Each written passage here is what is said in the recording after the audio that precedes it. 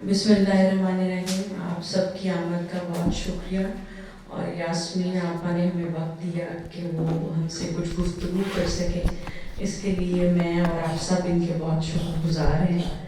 और कुछ लोग ऐसे होते हैं कि जिनका तारुफ करवाने की ज़रूरत नहीं होती, वो अपने काम से खुद ही एक तारुफ बन जाते हैं। वो इनकी बड़ी मल्टी डायमेंशनल चीज़ें हैं, जैसे कि ट्रांसलेशंस भी करती हैं, शायरी भी करती हैं, एक उस्ताद के तौर पे पढ़ाती भी हैं, इंटेलेक्चुअल भी हैं। इनका बहुत एनरिच्ड पोर्टफोलियो है जिसको बयान करने की शायद मुझ में इस्तेदात नहीं है। लेकिन एक चीज़ जिसने मुझे बहुत मुतासर किया वो मैं आपसे शेयर करना चाहूँगी कि इनसे कुछ ही दिन पहले मुलाकात हुई, तो मैंने इससे पहले कभी किसी का भी इतना सॉफ्ट लहजा नहीं देखा था। तो वो एक शेर है ना कि बात लफ्ज़ों की ही लहजे की होती है। वही लफ्ज़ अगर अच्छे लहजे से अदा करें तो फ़र्क पड़ जाता है, और वही लफ्ज़ अगर आप सख्त लहजे से करें तो फ़र्क पड़ता है। तो मैं बिल्कुल हैरान थी कि इन्होंने अपनी ज़िंदगी का इतना हिस्सा गुजारा जिसमें यकीनन अच्छा बुरा अप्स एंड डाउन सब कुछ आता है, क्योंकि ज़िंदगी का पैकेज है। इसके बावजूद इनका जो लहजा है उसकी खूबसूरती में कमी नहीं आई। तो मैं और जब मैंने इनको इस प्रोग्राम के लिए कहा तो इन्होंने कहा हाँ मैं ज़रूर आऊँगी। तो जब इन्होंने मुझे हाँ कर दी तो मुझे एक बात याद आई कि जब अहमद नदीम कासमी साहब फौत हुए तो उनके ऊपर ताज़ीती रेफरेंस था जिन्ना लाइब्रेरी में। तो मुझे भी बुलाया था किसी ने कि वो सुनना आके। तो वहाँ एक स्पीकर थे जिनका मुझे नाम याद नहीं, लेकिन उन्होंने कहा कि कासमी साहब की एक लाइन में शेयर करता हूँ, और वो ये है कि बड़ा बंदा वो ही होता है जिस तक रसाई आसान होती है। तो इन तक रसाई जैसे इन्होंने दी, उससे मैंने कहा कि हाँ वाकई बड़े लोग ऐसे ही होते हैं जो आपको हौसला देते हैं। आप अगर कोई इनिशिएटिव ले रहे हैं तो उसको बेहतर करने में अपनी मदद देते हैं, रहनुमाई करते हैं। तो हम सब बहुत खुश नसीब हैं कि अल्लाह ने हमें तौफीक दी कि हम भले दिल वाले बड़े जहन वाली और हमारे दौर की बहुत बेहतरीन शख्सियत, हमा जहत शख्सियत जो है, आज उनसे ये जानेंगे कि वो ज़िंदगी को कैसे देखती हैं, अपने काम को कैसे देखती हैं, उनकी ये जर्नी कैसी है, कहाँ वो बहुत खुश हैं, कहाँ उन्हें लगा कि ये मुश्किल जो है ये एक बड़ी आसानी के लिए पेश की गई है। तो हम सब की तरफ से यास्मीन आपा खुश आमदीद। अब आप हमसे गुफ्तगू का सिलसिला शुरू करें। शुक्रिया। बहुत शुक्रिया। ये बहुत ही जो तारुफ था मेरा ख्याल है मुझे कुछ ज़्यादा लग रहा था अपने लिए। बहरहाल बहुत शुक्रिया फरहा, आपने इतनी मोहब्बत से तो दावत दी, बुलाया मुझे। और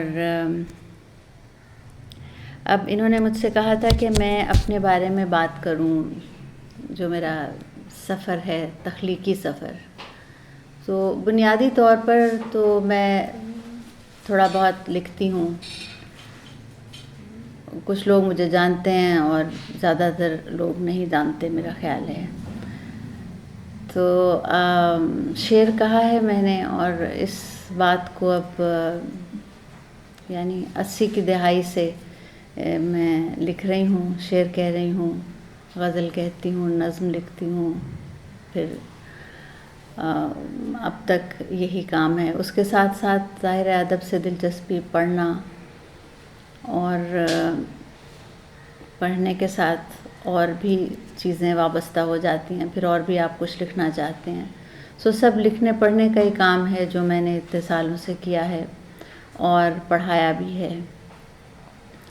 ये सफ़र अगर आप कहें कि मुझे किस तरह से इसकी गुफ्तगू, इसके बारे में करना है, तो इसका आगाज़ अपने बारे में ये सब बातें करना बहुत ही आसान है, लेकिन थोड़ा मुश्किल भी लगता है। मैंने लिखना शुरू जब किया है तो आम तौर पे लोग बचपन में 8, 9, 10 बरस की उम्र में لکھنے لگتے ہیں. تو میرا ہمیشہ خیال ہوا کرتا تھا جب میں اس عمر میں تھی کہ میں شاید زندگی میں تصویریں بناؤں گی، کیونکہ مجھے اس کا شوق تھا. پڑھتی تھی میں، جو کتاب مل جاتی تھی. ہم لوگ جس ماحول میں بڑے ہوئے، میری والدہ جو ہیں وہ فوج میں تھیں، خود والد بھی فوج میں تھے. تو ہمارے ہاں ماحول پڑھنے کا لکھنے کا تو تھا، لیکن ادبی ماحول اس طرح کا نہیں تھا کہ بہت ہمارے ارد گرد ایسے لوگ ہوں جن کی وجہ سے آپ کو تحریک فراہم ہو یا جو آپ کی رہنمائی اس طرح سے کریں. پڑھنے کا ادب یعنی ادبی کتابیں، لیکن وہ انگریزی کی کتابیں زیادہ پڑھتی تھیں میری والدہ، خاص طور پہ انگریزی کا فکشن. جب شام کو جب بھی ان کے پاس وقت ہوتا تھا تو ہمارے گھر میں اس طرح کی کتابیں تھیں، اقبال کی کتابیں تھیں، اور جس طرح کی چیزیں عام طور پہ لوگوں کے ہاں ہوتی ہیں جو مقبول چیزیں ہیں. یہ سب چیزیں، تو یہ ماحول ایسا ملا جس میں بہت ڈسپلن بہت زیادہ تھا، بہت تنظیم تھی ہمارے ہاں، اور پڑھنے وڑھنے کا جو ہے وہ سلسلہ تھا. لیکن میں سنجیدہ طور پہ یعنی سنجیدگی سے شعر کی طرف آؤں گی، شعر کہنے کی طرف آؤں گی، یہ مجھے اس وقت نہیں معلوم تھا. تو میں نے لکھنا شروع کیا. اپنی جو فارمل جو رسمی تعلیم ہے، میری رسمی تعلیم ادب میں یا اردو ادب میں یا انگریزی ادب میں یا کسی اس طرح کی نہیں ہے. میں نے نیوٹریشن میں ماسٹرز کیا تھا، ہوم اکنامکس کالج میں پڑھتی تھی، اور پنجاب یونیورسٹی سے میری ڈگری ہے. اور جب میں نے لکھنا شروع کیا ہے تو یہ وہ زمانہ تھا جب میں یہ سب کچھ کر چکی تھی. اس کے بعد، اور کیونکہ میری رسمی تعلیم کچھ نہیں ہوئی تھی اس سلسلے میں، صرف میرا اپنا مطالعہ تھا، اور جو کچھ میں نے سنا تھا اور لوگوں کو دیکھا تھا. ہم یہاں سے باہر چلے گئے تھے، اور وہاں پر جو جیسی ادبی محفلیں، اگر آپ کو تجربہ ہے باہر جانے کا یا باہر رہنے کا، آپ کو معلوم ہوگا کہ کس طرح سے مشاعرے اور یہ سب چیزیں. تو بس وہ اتنا سا ایکسپوجر جو ہے وہ تھا. تو خیر لکھنا شروع کیا، اور پھر جب میں نے لکھنا شروع کیا تو اب یہاں سے وہ سفر جو ہے اس کا آغاز ہوتا ہے. میرا خیال میری عمر کوئی اس وقت 25-26 برس کی ہوگی.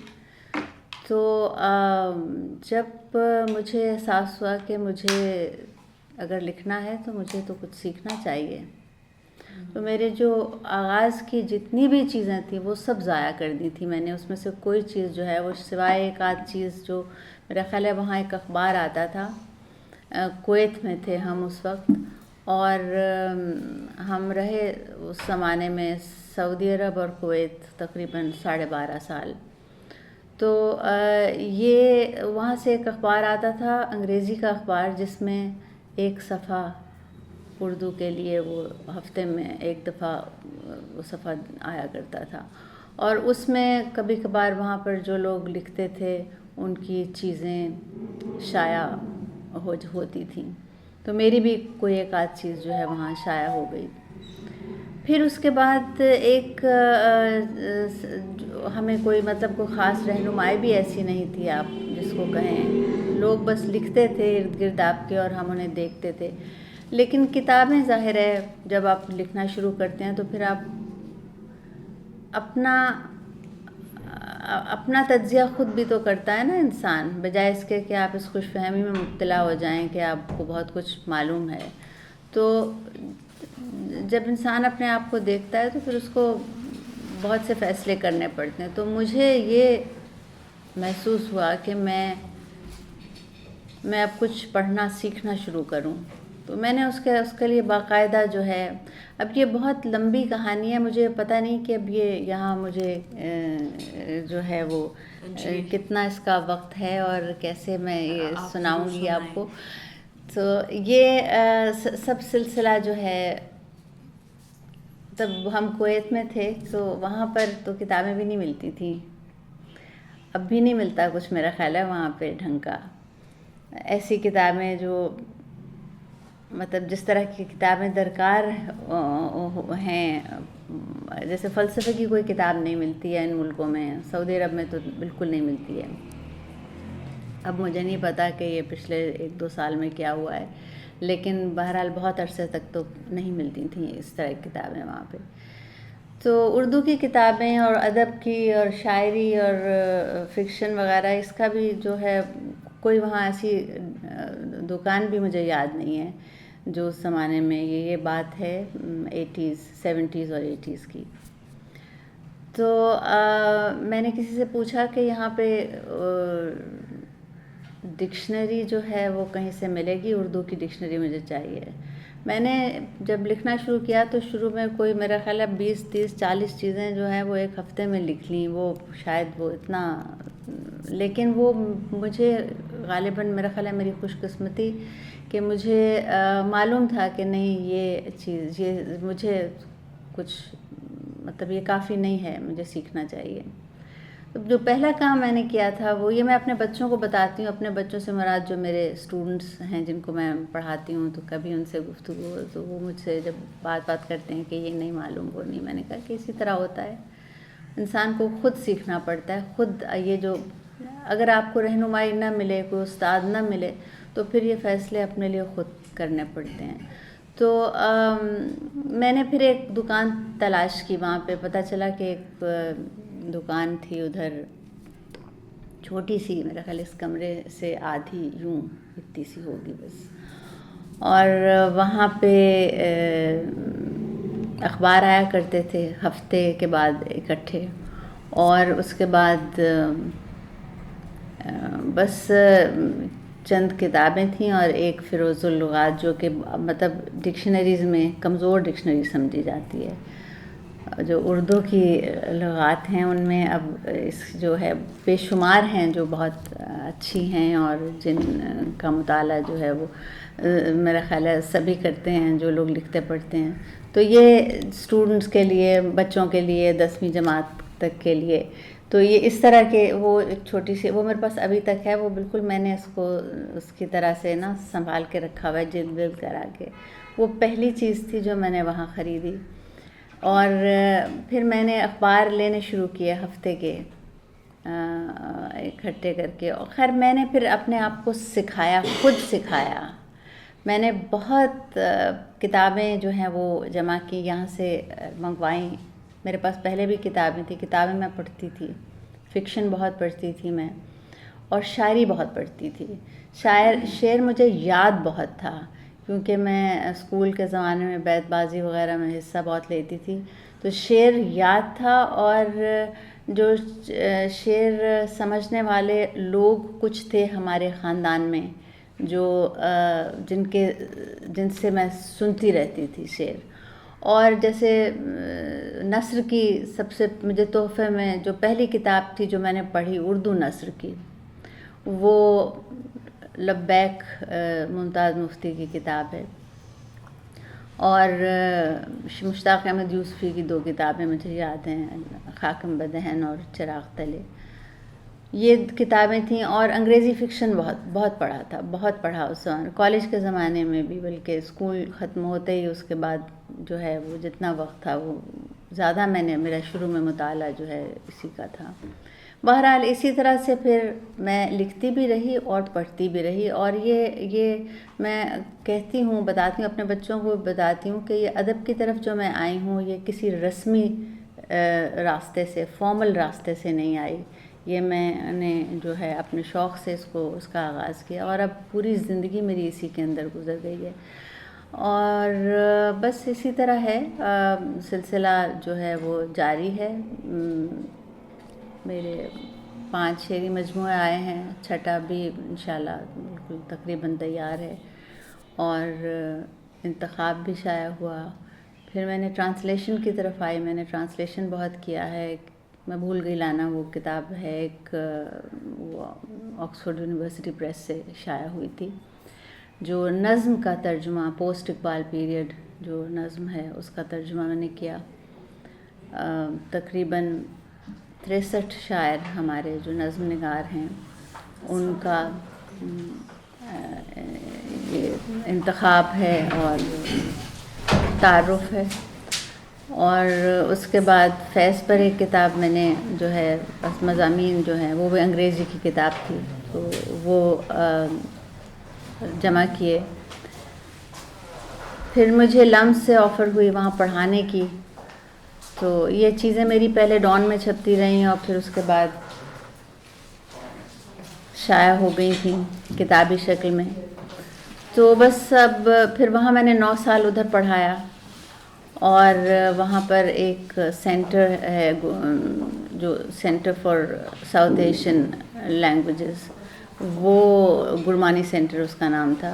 गुरमानी फैमिली ने उसको ज़ाहिर स्पॉन्सर किया था तो उनके नाम पे उसको मैंने हेड किया। उसको मैंने मतलब वहाँ इस्टेब्लिश किया। और भी लोग थे हमारे साथ, वो काम किया। और फिर मैंने महसूस किया अभी 3 साल पहले कि मैंने काफ़ी काम कर लिया है और अब मुझे अपने लिए वक्त चाहिए पढ़ने लिखने का। फिर मैंने वहाँ से काम छोड़ा। एक स्कूल मैंने इस दौरान इस्टेब्लिश किया था, ये 86 में, इसका नाम है द लाहौर एल्मा, ये DHA में है। तो वो अभी कायम है और वो सिलसिला चल रहा है, लेकिन ज़्यादा मेरा काम जो है वो लिखने पढ़ने का है और मैं यही काम करती हूँ। तो ये मेरा एक जो है मुख्तसरन ये मैं बता सकती थी आपको। और बाकी बहुत सी चीज़ें हैं जो इंसान अपने जो तख्लीकी सफ़र के दौरान या अपने ज़िंदगी के सफ़र के दौरान, इवन प्रोफेशनल जो आपका की ज़िंदगी है उसके दौरान वो सीखता है। और अब मैं तो समझती हूँ कि अब बड़े बड़े लोग हैं, बहुत सी वो बातें करते हैं, उनका तजुर्बा मेरा ख़्याल है ऐसा है जो वो शेयर कर सकते हैं। मैं भी कर सकती हूँ छोटा मोटा कुछ चीज़ें, लेकिन मैंने ज़िंदगी में जो चीज़ें चंद एक चीज़ें सीखी हैं जो मेरा ख़्याल था कि अब मुझे अगर बात करनी है सबसे, तो सबसे जो बुनियादी बात है वो ये है कि जो सलाहियत है या टैलेंट है वो सबके अल्लाह ताला ने, मेरा ख़्याल है कुदरत ने सबको कोई ना कोई चीज़ जो है वो ज़रूर दी है। किसी को कम, किसी को ज़्यादा, किसी की डायमेंशन कुछ और है, किसी की कुछ है। लेकिन कहीं भी जो है वो मेहनत के बग़ैर आप कुछ नहीं कर सकते। नहीं, जो बुनियादी चीज़ है आपके ज़िंदगी के और प्रोफेशनल और तख्लीकी और हर तरह के सफ़र में, वो है मुसलसल मेहनत, जिसमें मुझे तो लगता है शायद एक दिन का सांस भी जो है ना, एक दिन भी रुक के सांस लेना, वो उससे शायद नुकसान होता है या कोई फ़र्क ज़रूर पड़ता है। मुझे या तो हर एक की अपनी अपनी आदत होती है या शायद ये तरबियत होती है कि अगर एक दिन ऐसा गुज़रे जिसमें आप कुछ ऐसी चीज़ ना कर पाएँ और कुछ नहीं तो आप 4 सफ़े पढ़ ही ना लें, तो लगता है कि ये दिन ज़ाया हो गया सिर्फ सांस लेने के लिए। हालांकि इंसान जो है वो, अगर आप सोचने बैठ जाओ तो आप इतने बेवक़्त हो कि बिल्कुल कुछ इंसान, अगर आप बिल्कुल सोचने बैठ जाएं कि हम क्या हैं तो खौफ आने लगता है कि हम तो ये पूरे कायनात में इंसान क्या हैसियत है, क्या हकीकत है, कुछ भी नहीं है। लेकिन जो हम अपनी छोटी सी ये दुनिया है या छोटा सा हमारा जो दायरा है उसमें क्या करते हैं, ये हमारे लिए अहम हो जाता है। हमारे लिए अहम इसलिए हो जाता है क्योंकि हमें अल्लाह ताला ने जो है ना वो दिमाग दे दिया है। जब तक इंसान के पास दिमाग नहीं था और वो एवोल्यूशन के उस शायद हिस्से में था जहाँ वो ज़्यादा सोच नहीं सकता था, तो शायद वो ज़्यादा खुश था, मालूम नहीं। ये जब से उसको सोचने की ये जो पेचीदगी दे दी है उसने हमें ہمارے ذہن کو گہرائی میں جانے کی، چھوٹی چھوٹی باتوں کو سمجھنے کی، سوچنے کی. اس نے انسان کے لیے ایک مشکلات پیدا کی ہیں، یا شاید یہ اس کے لیے خوبصورتی پیدا کی ہے اس کی زندگی میں. اس کے سفر میں زندگی سے، یعنی آغاز سے لے کر موت تک. تو باقی ہے کہ آپ جو کچھ کرنا چاہتے ہیں، میرا اپنا خیال ہے کہ انسان کسی نہ کسی حد تک کر سکتا ہے. اسے اتنی توانائی جو ہے وہ قدرت نے دی ہوئی ہے اس کے ذہن کو، اس کے جسم کو، کہ اس کا جو چھوٹا سا سفر ہے، ایک چیز سوائے ایک چیز کے اس کی زندگی میں کوئی چیز حائل نہیں ہے جو اس کو روکے اس کے، یعنی اس کے نصب العین تک پہنچنے سے. اور وہ جو سوائے موت کے، موت جو ہے ڈیتھ اور جو فنا ہے، وہ واحد چیز ہے جو آپ کو روکتی ہے. ورنہ جب تک سانس چل رہا ہے تو انسان، میرا خیال ہے، اگر طے کر لے اور فیصلہ کر لے. ابھی میں خود اپنا ہی دیکھتی ہوں، چھوٹا سا، ہر انسان کا چھوٹا سا ہی سفر ہوتا ہے کہ زندگی میں جس طرح سے شروع کیا تھا اور ہم جس طرح سے اب ہیں، تو بہت کچھ ہوا. اور اس وقت سے اگر سوچنے بیٹھیں، وہ ایک بات ہے جو میرا خیال ہے بہت اچھی بات تخلیق کے بارے میں ایک ہمارے نقاد اور اسکالر تھے بہت بڑے، محمد حسن عسکری. انہوں نے ایک بہت مزے کی بات کہی تخلیق کے بارے میں. انہوں نے کہا کہ تخلیق اتنی دہشت ناک چیز ہے، اٹس سو فرائٹننگ، اتنی دہشت ناک چیز ہے کہ اگر لکھنے والے کو یہ بات معلوم ہو جائے تو وہ اس کے قریب بھی نہ جائے. جب ہم کسی چیز سے گزر رہے ہوتے ہیں تو شاید ہمیں معلوم نہیں ہوتا کہ وہ واقعی کیا ہم کر رہے ہیں. لیکن بہت بڑی بڑی چیزیں جو ہیں وہ، اب بڑی چیز بھی ریلیٹیو ہے. جو چیز میرے لیے بہت بڑی ہو سکتا ہے کسی کے لیے بہت معمولی ہو. لیکن وہ میری جو توانائیاں ہیں یا جو میری صلاحیتیں ہیں، اس کے کسی کی بھی، اس کے لیے جو چیزیں ہیں وہ بہت بڑے بڑے ہم اپنی طرف سے کام کر لیتے ہیں، جو اگر ہم بہت زیادہ اس وقت اس کے بارے میں جان رہے ہوں یا سوچ رہے ہوں یا رک کے دیکھ رہے ہوں تو شاید نہ کر پائیں. زندگی کا سفر اسی طرح سے ہے. اور اب میرا خیال ہے کہ میں مزید بات کرنے کی بجائے اگر آپ لوگ مجھ سے سوالات کریں گے تو شاید میں زیادہ، میری ڈائریکٹڈ ہوگی بات بہت.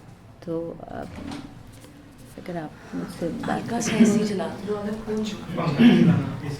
ہاں ہلکا سے ایسے چلا. یہی جو ابھی آپ نے فرمایا مسکری صاحب کا، جو تخلیق سے خائف ہونا، اس کی ذرا وضاحت فرمائیں. نہیں، ان کا تخلیق سے خائف ہونا نہیں، وہ تو خائف نہیں، یہ نہیں انہوں نے کہا. انہوں نے یہ مطلب کسی بات کر رہے تھے تخلیق کی، تو انہوں نے کہا کہ تخلیق جو ہے اتنی دہشت ناک چیز ہے. یہ انہوں نے فرمایا کہ اگر آپ کو معلوم، تخلیق کار کو جب مطلب آپ یہ طے کر کے تو اس میدان میں نہیں آتے. تخلیق کار جو ہے بنیادی طور پر وہ پیدا ہی ہوتا ہے اس طرح، جیسے کسی کی صلاحیت جو ہے وہ کسی ڈائریکشن میں ہوتی ہے، کسی کی ڈائمنشن مختلف ہوتی ہے. اب یہ سارے لوگ تخلیق کار ہی ہیں. سائنٹسٹ بھی ایک طرح کا تخلیق کار ہے. جو لکھ رہا ہے وہ تخلیق کار ہے. جو اوریجنل بات لکھ رہا ہے وہ تخلیق کار ہے. جو شعر کہہ رہا ہے، جو کہانی لکھ رہا ہے، جو تصویر بنا رہا ہے، جو گا رہا ہے، جو نئی موسیقی بنا رہا ہے، جو نئے فلم بنا رہا ہے، یہ سب مطلب تخلیق، جو ایجادات کر رہا ہے آدمی طرح طرح کی. اب ایڈیسن بہت بڑا تخلیق کار ہی تھا نا ایک طرح سے. تو تخلیقی ذہن ہونا، اچھا بہت سے لوگ ایسے ہوتے ہیں جو کچھ تخلیق نہیں کرتے لیکن وہ دے آر آرٹسٹس. میرا اپنا خیال ہے کہ ان کا ذہن تخلیقی ہوتا ہے، وہ اس کو اپریشیٹ کر سکتے ہیں، آرٹ کو سمجھ سکتے ہیں. جیسے کسی نے، مجھے یاد نہیں آ رہا لیکن مجھے بڑی اچھی لگی تھی کسی کی بات، کہ کسی نے کہا کہ زندگی یہ دنیا میں دو طرح کے لوگ ہوتے ہیں, ایک آرٹسٹس ہوتے ہیں اور دوسرے نان آرٹسٹس ہوتے ہیں, اور دونوں ایک دوسرے کو سمجھ نہیں سکتے. تو یہ مزے کی بات ہے, لیکن یہ ایک حد تک میرا خیال ہے یہ اس میں کافی سچائی بھی ہے. تو اگر آدھے بھی ہیں یا چلیے بہت بڑا حصہ, تو بہت بڑا حصہ ہے یہ جو توازن ہے, یہ بیلنس ہے, یہ قدرت نے کسی وجہ سے رکھا ہوا ہے. ورنہ سب آرٹسٹ ہوتے تو شاید یہ نظام نہ چل سکتا, یا سب نان آرٹسٹ ہوتے. تو آرٹسٹ جو ہے تو یہ تخلیق کرنا جو ہے یہ اس کی مجبوری ہے تخلیق کار کی. یہ انہوں نے کہا ہے کہ تخلیق جو کر رہا ہوتا ہے وہ کوئی فیصلے کر کے طے کر کے بیٹھ کے, یہ اس کی مجبوری ہے, اس کو بنایا اس طرح سے گیا ہے, اور وہ اس طرف جاتا ہے اس راستے پہ, اور کوئی نہ کوئی اپنے لیے نیش جو ہے وہ تلاش کر لیتا ہے. اگر وہ نہیں کر سکتا تو بہرحال کوشش ضرور کرتا ہے. تو یہ اس کی مجبوری ہے, لکھنے والے جو اور کہ وہ یہ کام کرے, یہی میں کہہ سکتی ہوں. اس کے بعد محرکات بھی ہوتے ہیں شاعر کے, ایک تو ہوتا ہے کہ بائی نیچر یا بائی برتھ پہ آرٹسٹ ہوتا ہے یا شاعر ہوتا ہے. کچھ محرکات بھی ہوتے ہیں, کچھ زندگی میں ایسی چیزیں سامنے آئی ہوتی ہیں کہ وہ ہمیں ایک مخصوص قسم کی شاعری کی طرف لے جاتی ہیں. کچھ اس طرح سے آپ کی لائف میں بھی ہے؟ اس طرح ہے, دیکھیے جو آرٹسٹ پیدا تو ہوتا ہے, مطلب وہ ہوتا ہے, اس کے بعد جو ہے باقی چیزیں سب بعد میں آتی ہیں, محنت بعد میں آتی ہے, اس کا ماحول آتا ہے, اور ظاہر ہے ایک مومنٹ آف ڈسکوری ہوتا ہے اس کے لیے. میں ہمیشہ سمجھتی ہوں کہ بہت جو چیز تکلیف دہ ہے, اور جو وہ یہ ہے کہ کوئی بھی شخص اپنے امکانات کو دریافت نہ کر سکے. آپ میں بہت سی پاسبلٹیز ہوتی ہیں نا, تو اس کو دریافت کر لینا, اور پھر ان کو یعنی ان امکانات کے ساتھ کہیں پہنچنے کے مواقع جو ہے وہ مل جانا اسے. بعض لوگ نہیں, اب ہمارے جس طرح کا ہمارا معاشرہ ہے اور جس طرح کی دنیا میں ہم رہتے ہیں, ہمارے ہاں تو بہت کچھ ضائع ہو جاتا ہوگا. جب تعلیم ہی نہیں, بنیادی چیزیں ہی نہیں پہنچ رہی لوگوں کو, تو بہت سے لوگ تو اپنے آپ کو دریافت ہی نہیں کر پاتے ہوں گے کہ ان کے اندر کتنا ٹیلنٹ ہے, کس چیز کی صلاحیت ہے. آپ آج کل سوشل میڈیا کا زمانہ ہے, تو آپ دیکھتے رہتے ہیں چھوٹے چھوٹے بچے ہیں, کہیں کوئی کسی کا مائک پکڑ کے کوئی گا رہا ہے, کوئی بات کر رہا ہے, کوئی بچے چھوٹے چھوٹے بالکل قمیض پھٹی ہوئی ہے اور بات ایسی کر رہے ہیں کہ, تو ان بچوں کو تو کوئی مواقع ہی نہیں جب ملیں گے تو ان کو کیا پتہ چلے گا. تو یہ جو خطہ ہے جو ہم لوگ جس دنیا میں, جو تیسری دنیا جس کو پتہ نہیں کیوں کہتے ہیں, مجھے تو یہ لفظ اچھا نہیں لگتا, لیکن اس میں تو یہ بہت بڑا مسئلہ ہے. انسان اپنے آپ کو ڈسکور کر لے, اس کی بڑی بات ہے کہ اس کی بڑی خوش قسمتی ہے کہ اس کو معلوم ہو کہ اس کو کس راستے پہ جانا ہے, کیا کرنا ہے. تو یہ سب چیزیں. باقی جو ہم لکھتے ہیں, آپ جیسے کہہ رہی ہیں کہ زندگی کے حالات, ظاہر ہے جو آدمی لکھتا ہے, خاص طور پہ جو شاعر ہے, وہ اپنے حالات ہی سے متاثر ہوتا ہے نا, اپنے ماحول سے ہوتا ہے. ایک تو آپ کی ذات سے متعلق حالات ہیں, آپ کی پرسنل زندگی ہے, وہ بھی ایک حقیقت ہے, اور پھر آپ کا ماحول ہے اور پورا معاشرہ ہے. یہ سب چیزیں آپ پہ اثر انداز ہوتی ہیں, اور یہ جب سب اثر انداز ہوتی ہیں تو آپ اپنے مضامین, اپنی تھیمز, جو کچھ آپ اپنا کانٹینٹ جو ہے وہ سارا اسی سے لیتے ہیں. اور پھر جو چیز سیکھتا ہے, اور جو سیکھنا اس کی ذمہ داری ہے آرٹسٹ کی, لکھنے والے کی, شاعر کی, وہ اس کی ذمہ داری ہے کہ وہ اس ہنر کو, اس فن کو سمجھے جس میں اس نے لکھنے کا فیصلہ کیا ہے.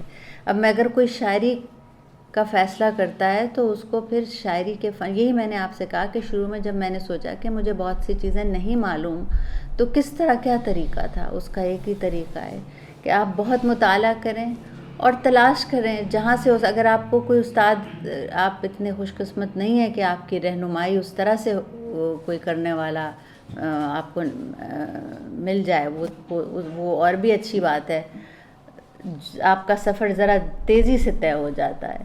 لیکن جو خود ہے نا، جو سیلف ڈسکوری ہے، اس کا بھی بڑا مزہ ہے، اس کا بڑا لطف ہے. اس میں جب آپ آہستہ آہستہ سیکھتے ہیں کسی چیز کو، یعنی میرا خیال ہے ہر وقت روزانہ دن میں کئی دفعہ میں چیزیں، جب کوئی کتاب کھولتی ہوں تو میں اس میں کوئی نئی چیز دیکھتی ہوں جو مجھے نہیں معلوم. مجھے بہت کچھ نہیں معلوم، ہم سب کو، ہم مکمل تھوڑا ہی ہوتا ہے کوئی، بہت سے لوگ ہیں جن کو ہم سے بہت زیادہ معلوم ہے، لیکن ان کو بھی شاید پورا سب کچھ نہیں معلوم.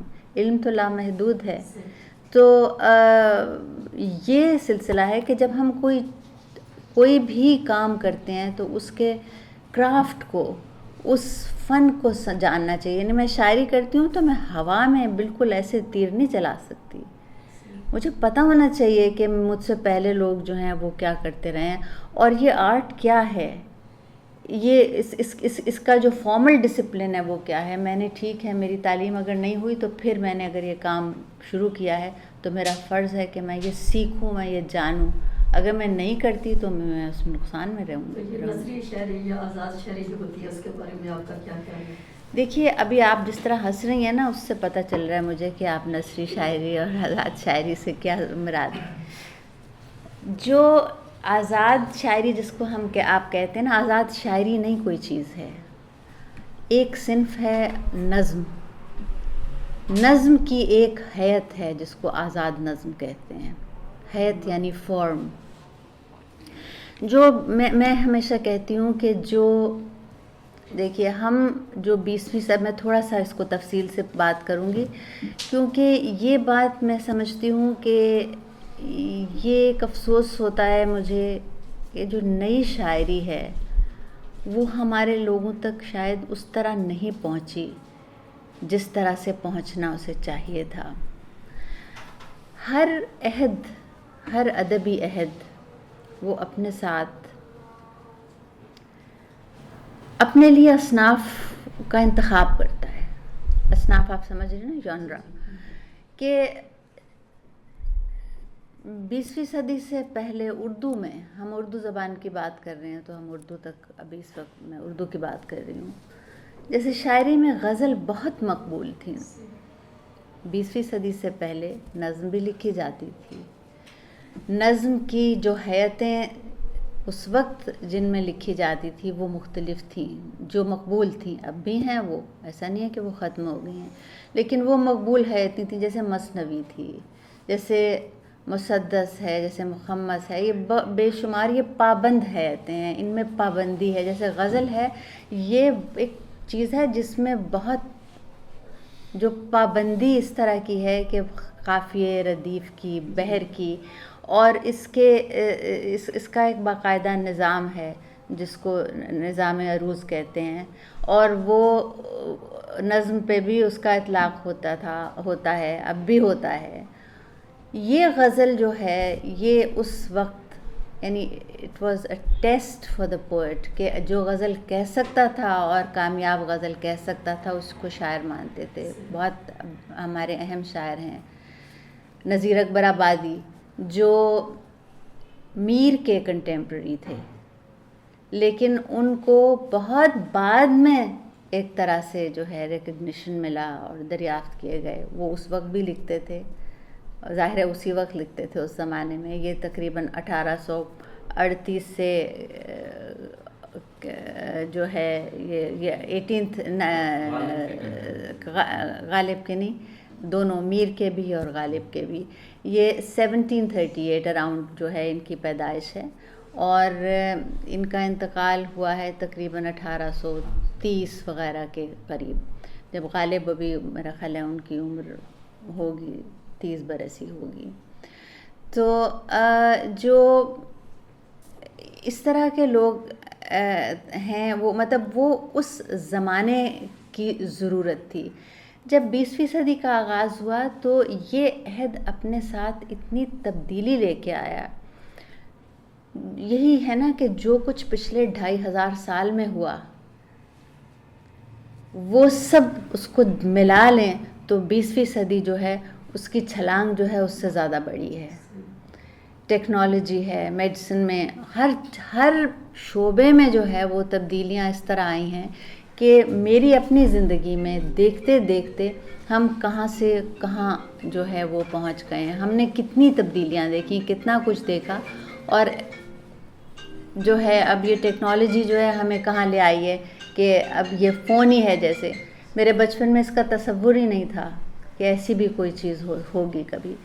تو جو ادب ہے, شاعری ہے, وہ بھی اپنے ساتھ اس جو ساری تبدیلی ہے اس کا اظہار کے لیے اس کو نئی اصناف چاہیے تھی. وہ پرانی اصناف جو ہیں وہ کافی نہیں تھیں. تو یہ تبدیلی جو ہے یہ فارمز میں, یہ حیتوں میں اس کا آنے کی ضرورت تھی.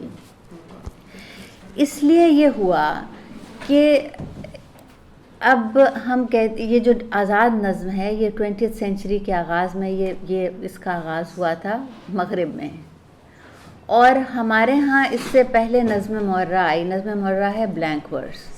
بلینک ورس جو ہے باہر جس زمانے میں شیکسپیئر لکھ رہے تھے وہ بلینک ورس ہی میں لکھ رہے تھے. بلینک ورس اس وقت جو ہے وہ وہاں پہ متعارف ہو چکی تھی.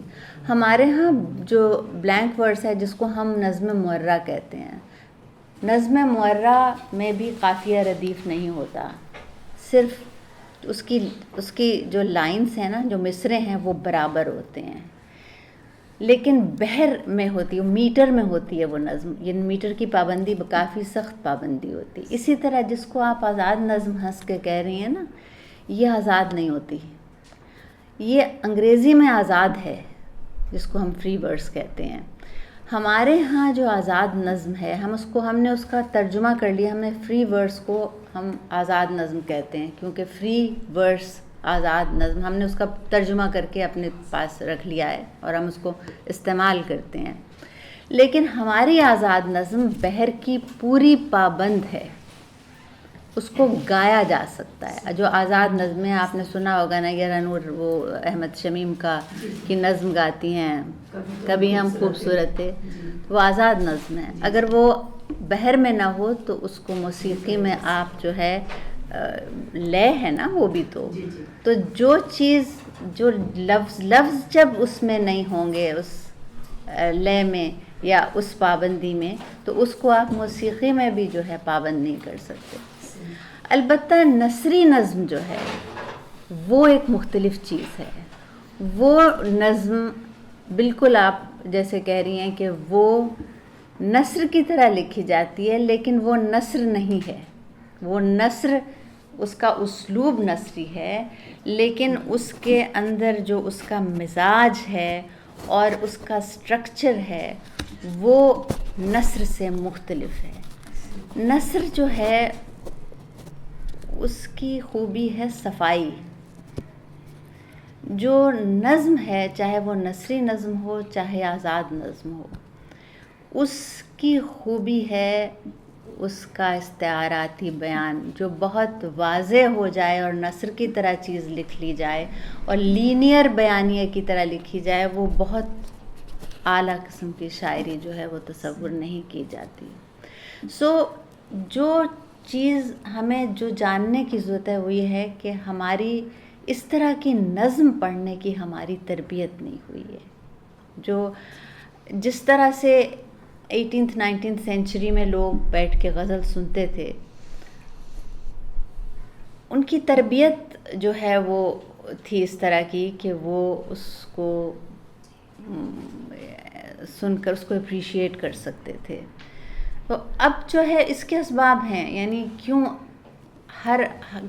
پھر دیکھیے یہ بھی کہا گیا ہے, کسی نے لکھا ہوا ہے کہیں کہ ہر لکھنے والا جو ہے وہ ہر قاری کے لیے نہیں لکھتا, چاہے وہ نثر ہو چاہے وہ شاعری ہو.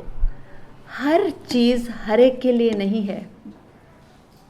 کوئی اس کو اور اب اس زمانے میں تو یہ بہت ہی زیادہ بات جو ہے یہ میرا خیال ہے صحیح لگتی ہے، اس لیے کہ ہمارے پاس اس زمانے میں ڈسٹریکشنز زیادہ ہیں. میں سوچتی ہوں کہ ادب سے اب کوئی یہ توقع نہیں کرتا کہ وہ ان کو تفریح فراہم کرے. وہ کہتے ہیں ادب جو ہے وہ معاشرے کو تبدیل نہیں کر رہا، وہ ہمیں یہ نہیں سکھا رہا، وہ بچوں کو یہ نہیں.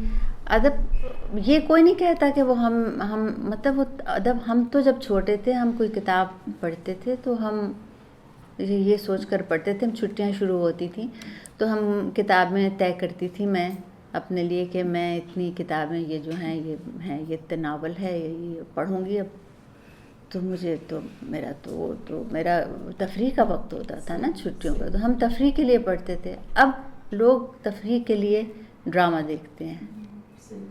تو جب ادب آپ کو تفریح نہیں فراہم کرے گا تو شاید آپ کی تربیت بھی نہیں کرے گا میرے خیال میں. اگر اس سے توقعات آپ ٹھیک ہے، جب وہ تفریح فراہم کرتے ہیں، ہم تفریح کے لیے پڑھتے ہیں مگر پھر ساتھ ساتھ ہماری تربیت بھی ہو رہی ہوتی ہے. جب ہم چیز کوئی پڑھتے ہیں تو ظاہر ہے جب وہ متاثر کرتی ہے آپ کو تو وہ آپ کی تربیت بھی کرتی ہے، اور وہ غیر محسوس طریقے سے کرتی ہے. یعنی وہ بات آپ کوئی طے کر کے یا یوں بیٹھ کے نہیں کہ اب میں یہ سیکھ رہا ہوں یا سیکھ رہا ہوں. ہم تو پڑھتے ہیں اور پڑھنے سے جب آپ چیز کو، لیکن یہ ناگزیر تھا، یہ سب کچھ ہونا تھا، یہ ہوا ہے اور اب ایسا ہے تو اب کیا کرنا ہے ہمیں. یہ کوئی بری بات نہیں ہے، زمانہ تو بدلتا ہے، ایک جیسا تو نہیں رہتا. اگر ہر چیز ایک جیسی رہے اور بالکل بھی تبدیل نہ ہو تو یہ بھی ممکن نہیں ہے. تو اب جو حالات ہیں اس میں کیا کرنا چاہیے یہ ہمیں سوچنا چاہیے. ہر آدمی ہر چیز جو ہے پسند ہی نہیں کرے گا. ہر ایک جو ہے وہ اب اتنی ڈسٹریکشنز ہیں، اتنے زیادہ ایونیوز ہیں اور اتنی چیزیں ہیں لوگوں کے لیے، بچوں کے لیے. تو اب یہ ہمیں سوچنا پڑے گا اس کے بارے میں. تو میم یہ کیسے ہم ادبی ذوق آج کی جو نئی جنریشن ہے جی ان میں کیسے پیدا کر سکتے ہیں، کیا کر سکتے ہیں، ہمیں کیا کرنا چاہیے؟ دیکھیے سب سے پہلے تو اپنا تعلیمی نظام ٹھیک کر لیں. اب جب ہم کرتے ہیں نا، ہم اپنے بچوں کی بات کرتے ہیں تو پھر ہم مطلب 5% آبادی کی بات نہ کریں. ہم دیکھیے جو اب ہم اپنے جب یہاں کی بات کرتے ہیں تو کتنا بڑا طبقہ ہے اس ملک کا جو محروم ہے. اور جس طرح ٹھیک ہے ہمارے بچے جو ہیں، ہم یہاں جتنے لوگ بیٹھے ہیں ہم سب کے بچے جو ہیں وہ اچھے اسکولوں میں، جتنے بھی یہاں پہ اچھے اسکول کہہ سکتے ہیں آپ جس طرح کے ہیں، اور یہاں پہ اچھے اسکول ہیں، بالکل اس طرح کی بات نہیں ہے کہ نہیں ہیں. لیکن وہ کتنے لوگ ہیں؟ 5% ہوں گے، شاید 5% بھی نہیں ہوں گے، میرا خیال ہے اس سے بھی کم ہوں گے. تو زیادہ جو ہمارا تعلیمی نظام ہے، میں ہمیشہ سمجھتی ہوں کہ ہمارے تعلیمی نظام کا مسئلہ اردو انگریزی نہیں ہے.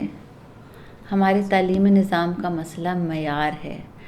اور ہم دیکھیے یہی لوگ ہیں جو آج سے 50 70 100 سال پہلے یہی اردو میں ہی زبان میں ہی پڑھتے تھے، یہی تعلیم ہوتی تھی، لیکن وہ تعلیم جو ہے اس کا معیار جو ہے وہ مختلف تھا. تو میرا اپنا خیال ہے کہ جو ہمارا جو اسکول ہے اور جو خاص طور پہ پبلک سیکٹر ہے اس میں معیاری تعلیم جو ہے اس کا انتظام ہونا چاہیے. تو یہ مسئلہ جو کہ لوگ پڑھتے نہیں ہیں یا اس طرف آتے نہیں ہیں، سب تو شاید پھر بھی نہیں آئیں گے. دیکھیے ادب پڑھنے والے لوگ ہمیشہ کم رہے ہیں. ادب کو اپریشیٹ کر لیتے تھے، لیکن جو ادب سنجیدہ ادب پڑھنے والے لوگ ہیں وہ پوری دنیا میں جو ہے اب اور کم ہو گئے ہیں، لیکن وہ ہمیشہ سے کم تھے. وہ ہر شخص جو ہے وہ سنجیدہ اور معیاری ادب نہیں پڑھنا چاہتا. ٹھیک ہے نا، سمجھ میں نہیں آتا یا مزاج آپ کا نہیں ہے اس طرف جانے کا، تو یہ ایک الگ چیز ہے. لیکن پڑھنے کی عادت، لیکن ہمیں اپنے نظام تعلیم ہے اس کو بہتر کرنے کی، اس کو تبدیل کرنے کی بے حد. میرا اپنا خیال ہے کہ بہت سے مسائل یہ جو ہم کہتے ہیں نا ہمارے بچے پڑھتے نہیں, آپ کے بچے تو پڑھتے ہیں, جو بہت سے بچے ہیں یہاں جو بالکل کچھ نہیں پڑھتے, جن کو معلوم ہی نہیں ہے. جی بالکل. تو ہمارے بچے کیوں نہیں پڑھتے, وہ یہ ہے کہ میرا خیال ہے یہ تو خاصے پھر بھی پریولیجڈ بچے ہیں, اور ان کو اگر گھروں میں آپ کا ماحول اس طرح کا ہو تو تھوڑا سا اس طرف آپ لا سکتے ہیں. میرا خیال ہے گھر کا ماحول جو ہے وہ ابھی بھی بچے ایسے ہیں, ایسے گھر ہیں جہاں پہ پڑھنے لکھنے کا ماحول ہے, اور تفریحاً پڑھائیں ان کو, زبردستی نہ پڑھائیں تو شاید پڑھیں گے. پیرنٹس پر ذمہ داری آتی ہے نہیں کہ وہ بچوں کو اس طرح ذمہ داری نہ بنائیں اس کو, مطلب بس اس کو جسٹ لیٹ اٹ بی. بہت زیادہ اپنے اوپر بوجھ نہیں ڈالیں اس چیز کا. لائف سٹائل جی جی بالکل ایگزیکٹلی. بالکل صحیح. کیا میڈم ہم بچوں پہ بہت زیادہ بوجھ نہیں ڈال رہے؟ بچہ ایک صبح اسکول جاتا ہے, 2 بجے آتا ہے, قاری صاحب آتے ہیں, پھر ٹیوشن پڑھنے جاتا ہے, پھر گھر کا کام آ کے اسکول کا ہوم ورک کرتا ہے. اس کے پاس تو وقت نہیں ہے بچے کے پاس کہ اس کی تربیت کی جائے. پڑھ سکتا ہے, اس کی تربیت نہیں ہو سکتی. تربیت کے لیے الگ وقت تو نہیں چاہیے, وہ تو مستقل ایک چیز ہے نا. یہ جیسے یہ کہہ رہی ہیں it's a way of life, وہ اپنے گھر میں جو دیکھے گا وہ اس کی تربیت ہوگی. ہماری تو کسی رہتے ہی نہیں ہے بچہ نا. نہیں, میری بات سنیے, بچہ جو ہے نا اس پہ اگر ہم بوجھ, جیسے ہم کہتے ہیں یہ بات صحیح ہے کہ ہمارے زمانے میں, میرے زمانے میں جب ہم کالج میں, ہم سارا سال بھر ہم لوگ گھومتے پھرتے تھے اور پھر 2 مہینہ پڑھ کے امتحان دیتے. وہ تو کالج کی بات ہے. بچے جب ہم چھوٹے بھی تھے ٹھیک ہے, وہ سب بھی ٹھیک تھا یا نہیں تھا, لیکن بچے میں بڑی گنجائش ہوتی ہے. آپ کو پتہ ہے 4 سال کی عمر تک بچہ 4 زبانیں سیکھ سکتا ہے. اب یہ بھی ثابت کیا گیا ہے کہ 4 سال کی عمر تک اگر 4 زبانوں میں اگر آپ اس کو امرس کر دیں تو بچہ جو ہے وہ زبانیں سیکھ لے گا. تو اس کے اس کا دماغ جو ہے بڑے ہو کر تو ہماری جو یہ صلاحیت ہے یہ تھوڑی کم ہوتی جاتی ہے. بچے کا ذہن اسپنج کی طرح ہوتا ہے, اور بالکل اسپنج کی مثال دی جاتی ہے, اور وہ ایبزارب کرتا ہے سب کچھ. تو اس کو میرا خیال ہے جس طریقے سے پڑھایا جاتا ہے نا, یہ جو ہمارے ہاں روٹ لرننگ کا جو یہ ایک تصور ہے, اب اچھے اسکولوں میں اس چیز کو ختم کیا گیا ہے یا ختم کیا جا رہا ہے, لیکن پھر بھی یہاں بہت زیادہ رائج ہے وہ چیزیں جو پرانی ہیں. سو اگر ہم اچھے صحیح طریقے سے اس پر امتحانوں کا بوجھ, اس چیز کا بوجھ, اس چیز کا بوجھ, یہ سب کم کر دیں تو وہ اسکول جائے اور پڑھے اس طرح. ہاں بالکل, یہ ہو رہا ہے اسکولوں میں ہو رہا ہے یہ. اور ایک درجے تک آپ یہ کر سکتے ہیں, اس کے بعد پھر ظاہر ہے آپ یہ امتحان بھی دینا پڑتا ہے اور یہ سب کچھ بھی کرنا پڑتا ہے. اور انسان کے دماغ میں اور اس کے اندر اتنی صلاحیت ہے. میرا تو خیال ہے ہم وقت بہت ضائع کرتے ہیں.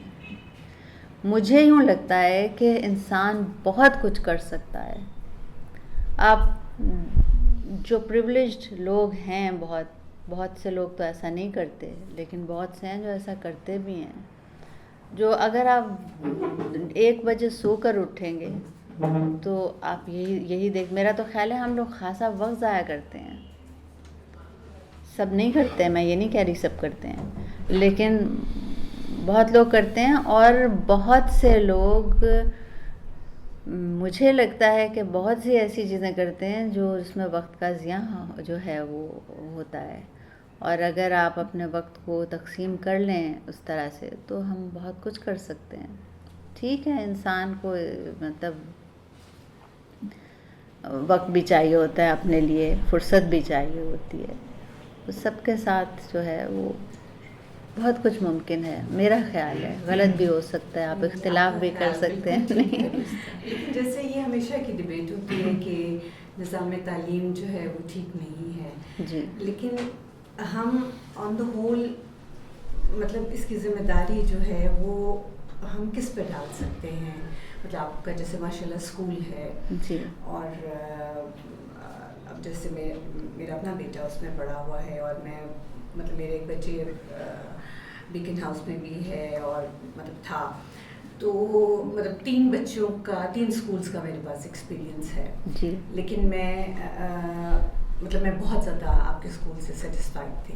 जी लेकिन जैसे आपने इन स्कूल्स को निकाल के हमने उस 95% की बात हम कर रहे जी, हैं जी। जिनके पास कोई अपॉर्चुनिटी ही नहीं है जी और ये बहुत सालों से है। जी तो मतलब इतने सालों के बाद भी हम ऐसी जगहों पर बैठ के हम सिर्फ बात ही जैसे कर रहे हैं। जी बिल्कुल और ठीक है। यहाँ पर बैठने का मकसद भी एक हमारी बहुत छोटी सी एक कोशिश है जी जी जिसको अल्लाह ताला की करम से उसकी मदद से ही जो बेहतरी मिल सकती है। जी बट मतलब किस तरह आप एक माशाल्लाह स्कूल का आपका बिल्कुल मतलब बैकग्राउंड भी आपका तालीम जी, के साथ जी, मुंसलिक है, जी। तो आप इसको किस तरह से हेल्प आउट कर सकती हैं और किस तरह से इसको गाइड अगर हम आपसे guidance मांगें तो? जी मैं तो खैर क्या गाइड करूँगी, मैं वही कर सकती हूँ जो जितना मेरा दायरा है।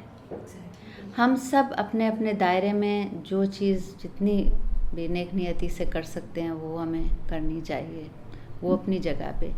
लेकिन ये जो एक काम है कि आपने पूरा पब्लिक सेक्टर को ठीक करना, ये तो एक बड़ा काम है। ये एक फ़र्द का काम नहीं है, ये पूरे माशरे का भी काम है और जो माशरे के सरपरस्त हैं उनका काम है। और उनको जो है इसकी इजाज़त देना वो हमारी ज़िम्मेदारी है। हम इजाज़त देते हैं ना उन लोगों को कि वो क्या करें और क्या ना करें। सो ये है अब सारा सिलसिला, ये सबको मालूम है, इसकी बात करने का क्या फ़ायदा। मतलब आपका इजाज़त देने का मकसद मतलब हमारी वजह से ही कुछ लोग जो हैं वो जो कुछ होता है वो माशरे में जिस तरह के लोग हैं, अब देखिए ना, ये तो विशियस सर्कल है, इग्नोरेंस है, ठीक है। उसकी वजह से कुछ जो लोग आपके जो संभालते हैं, जो ज़िम्मेदार लोग हैं, जो हुकूमत में हैं और जो जिनको काम करने चाहिए, ये हम उनको वहाँ पे इलेक्ट करते हैं, वहाँ पे बिठाते हैं, वहाँ लेकर आते हैं, फिर वो एक विशियस सर्कल बन जाता है, फिर वो कुछ नहीं करते, फिर कुछ सिलसिला चलता चला जाता है और ये दायरा जो है ये घूम रहा है। मुझे याद है मैं थी 3rd ईयर में, जब पहली दफ़ा कॉलेजेस जो है वो बंद हो गए थे और 6 महीने तक बंद रहे थे और हमारे इम्तहान जो है वो सब जो जून में होना था इम्तहान वो सितंबर में हुआ था। और उसके बाद से मेरा ख़्याल है कोई 20 साल तक जो सारा ये साइकिल है ये ख़राब हुआ था। और उसके बाद जाके आहिस्ता, उसके फ़ौरन बाद सारे इंस्टीट्यूशन स्कूल्स जो हैं वो नेशनलाइज हुए। बिल्कुल जिन स्कूलों में हम पढ़कर निकले थे, हम लोग कहीं, मेरी तालीम कहीं बाहर से नहीं हुई है। मैं पाकिस्तान में पढ़ी हूँ और पाकिस्तान से ही मैंने जो कुछ सीखा है यहीं से सीखा है। हम बाहर रहे हैं ज़रूर, वो उसके बाद तालीम मुकम्मल करने के बाद, लेकिन उसके बाद वही स्कूल जहाँ से हमने पढ़ा, हमने वहीं उर्दू सीखी, वहीं अंग्रेज़ी सीखी, वहीं जो अच्छा बुरा है वहीं सीखा। उसके बाद से अभी तक निज़ाम जो है वो, पहले तो इम्तहान ही मेरा ख़्याल है वो सितंबर में इम्तहान होते रहे कई साल, हमने फिर उसके बाद जितनी देर पढ़ा हमने यही देखा। उसके बाद बहुत कई साल उसके बाद भी हमारे छोटे बहन भाई जो है वो इसी तरह से, और पता नहीं 15-20 साल कितने साल लगे थे उसको फिर ठीक होने में। उसके बाद सारा निज़ाम जो है उलट पलट हुआ, तो फिर उसके बाद कभी कोई चीज़ ठीक ही नहीं हुई। हम लोग उसी निज़ाम से पढ़े थे, ठीक है, हमने पब्लिक सेक्टर में नहीं, मेरी तालीम थी दूसरे तरह के स्कूल्स में हुई थी, लेकिन पब्लिक सेक्टर से भी जो आपके बहुत लोग हैं उस ज़माने के जो इस वक्त तो बहुत सीनियर होंगे या पता नहीं वो लोग हयात भी हैं या नहीं, وہ سب لوگ انہی اسکول سے پڑھ کر جو ہے وہ گاؤں کے اسکول سے پڑھ کر وہ آتے تھے، لیکن معیار تھا. یعنی ٹھیک ہے ان کو شاید بہت اچھا فرنیچر نہیں فراہم ہوتا ہوگا یا اور چیزیں، لیکن ان کو استاد اچھے ملتے تھے اور اس تعلیم جو کچھ وہ سیکھتے تھے اس کو اپلائی کر سکتے تھے. سو یہ میں پتہ نہیں مجھ سے اختلاف ہو سکتا ہے کوئی کرے اور یہ بات میں غلط کہہ رہی ہوں، لیکن اب جس طرح کی ابتری ہے اس کو درست کرنے کی بہت زیادہ ضرورت ہے. میں کیونکہ تعلیمی اس میں ہوں، اب آپ کہہ رہی ہیں یہ تو میرا ایک اسکول ہے، صرف میری کوئی برانچز نہیں ہے، کوئی بہت بڑا یہ نہیں ہے، سسٹم نہیں ہے اس طرح سے، اور اس پہ میں فوکس میں نے کیا جتنا میں کر سکتی تھی. تو وہ ہم لوگ تو یہ کر سکتے ہیں کہ جتنا ہمارا دائرہ ہے، یعنی جتنی ہماری حیثیت ہے، ہم اس کے مطابق اپنے طور پہ جو کچھ کریں، اپنے ضمیر کو حاضر ناظر جان کے، کیونکہ یہاں تو کوئی قوانین بھی نہیں ہیں. بالکل صحیح، بالکل صحیح. تو یہ ہم کر سکتے ہیں، یہ ہم نے کرنے کی کوشش کی ہے. پتہ نہیں کیا ہے یا نہیں یہ مجھے نہیں معلوم، لیکن کوشش تو ضرور کی ہے. بہرحال یہ بڑے پیمانے پہ ہونے کا کام. دراصل ہمیشہ سے ہی جیسے اب آپ بات کریں کہ 20 سال اس بات کو ہو گئے کہ سب چیز غلط ہو رہی ہے، تو ہم نہیں، یہ تو 20 سال میں اس کی بات کر رہی ہوں جب میں نے پڑھنا جب میں 3rd ایئر میں تھی، اس وقت سے میں نے ماسٹرز کیا 72 میں. جی تو اب تو بہت وقت ہو گیا، بہت ٹائم ہو گیا. تو وہی میں سمجھتی ہوں کہ جتنی اگر ہم ساری ہی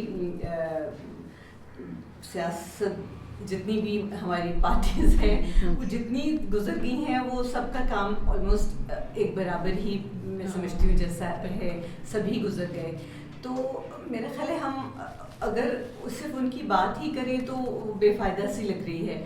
تو بس یہی ہے کہ ہم جتنا کوئی انڈیویجول اپنے طور پر اس کو نہیں، بالکل یہی نہیں کرنا چاہیے. ہمیں بالکل اسٹرگل کرنی چاہیے، ہمیں اس چیز کے لیے اس ڈیمانڈ کرنا چاہیے، آواز اٹھانی چاہیے، بالکل ڈیمانڈ کرنا چاہیے. وہی میں صرف یہ نہیں، ہم نے بیٹھنا نہیں چاہیے خاموشی سے، بالکل یہ کرنا چاہیے. بالکل کیوں نہیں کرنا چاہیے، یہ ہمارا کام. میں آپ سے وہی رستہ پوچھ رہی ہوں کہ کس میرے طرح پاس سے راستہ نہیں ہے، آپ خود تلاش کریں راستہ.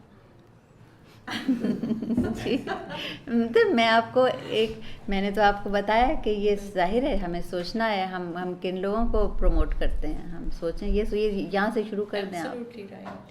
میڈم یہ دن دگنی اور رات چگنی آبادی کا جو اضافہ ہے، جی آئندہ آنے والے وقت میں اگر آج ہم اس سارے سسٹم کو نہیں سنبھال پا رہے جی تو آئندہ 30 سال میں تو یہ آبادی ڈبل سے بھی زیادہ ہو جائے گی. پھر کیا ہوگا؟ دیکھیے یہ تو آبادی کو روکنا چاہیے تھا 1960 کی دہائی میں. جو بعض حضرات جنہوں نے یہ نہیں ہونے دیا، یہ ہو جاتا تو چلیے ٹھیک ہے. لیکن ایک چیز دیکھیے، جو آبادی ہے نا، جو مین پاور ہے اس وقت، یہ ہماری طاقت ہے. اس کو ہم اپنی طاقت بنا سکتے ہیں اگر نظام کو ٹھیک کر لیں. جاپان کی بھی تو آبادی زیادہ ہے، چین کی بھی زیادہ ہے. چین کی آبادی تو اب ریورس میں چلیے، لیکن انہوں نے جو ترقی کی ہے اور جہاں وہ پہنچے ہیں، دیکھیے آبادی کنٹرول تو ہونی چاہیے، یہ تو نہیں کہہ رہے کہ نہیں ہونی چاہیے، لیکن جو آبادی ہے اگر ہم بہت سی چیزوں پر قابو پا لیں تو ہماری طاقت، ہماری توانائی بن سکتی ہے. ہم اب دنیا میں ایسے ممالک ہیں جہاں پہ آبادی مائنس میں ہے اور ان کو مسائل پیدا ہو رہے ہیں. اور پلس میں ہو سکتی ہے، آبادی پلس کرنا بہت ایزی ہے، مائنس کرنا جو ہے اسکینڈینیوین جو ممالک ہیں اور یہ سب چیزیں. ہاں لیکن ظاہر ہے، لیکن یہ بات ٹھیک ہے، ظاہر ہے آبادی کم ہونی چاہیے، اور ظاہر ہے اس کا سب چیز کا تعلیم کے ساتھ اور یہ لیک آف کے اس سے تعلق ہے. 30 سال کے بعد اس سے دگنا لاہور چاہیے ہم، جتنا لاہور اب ہے. جی ہاں، آبادی اسی اسپیڈ سے بڑھی، جی اس سے بڑا لاہور ہمیں چاہیے، بہت بڑا، جو گجرانوالہ کو، شیخپورہ کو اور قصور کو ٹچ کر رہا ہوں. آپ بنائیں، اور اتنے ہی ہمیں اسکول چاہیے. نہیں جی آپ کچھ پوچھیں. میرا زیادہ تعلق تو نہیں ہے ادب سے، تھوڑا بہت. اور میں جو موضوعات ہوتے ہیں جو شاعری میں یا ادب میں اس وقت موجود ہیں، اس کے حوالے سے کچھ آپ کی رائے بھی جاننا چاہوں گا کہ کچھ بہت سارے نوجوان بھی لکھتے ہیں جو کہ چھپتے وغیرہ نہیں ہیں، لیکن میری کچھ نظر سے بھی گزری ان کی چیزیں، اور میں تو کافی انسپائر ہوتا ہوں ان سے، کافی تجربے کرتے ہیں جو لکھتے ہیں۔ اس میں ایک موضوع مجھے بہت عموماً جو ملا ہے وہ ہے وجودیت کا، اور اس میں میرے خیال میں وہ جو ایک پوری وجودیت کا مسئلہ میں بہت سارے لوگوں کا بہت بنیادی سوال ہوتا ہے اس کے ساتھ جڑے ہوئے، تو بڑے انوکھے مطلب سوالات اس میں سے نظر آتے ہیں۔ اس کو سامنے رکھتے ہوئے اور اس کے اوپر بالخصوص وجودیت کے حوالے سے ادب میں آج ہمارا کیا ہوا یہ جاننا چاہوں گا۔ دوسری بات کہ صنف کے حوالے سے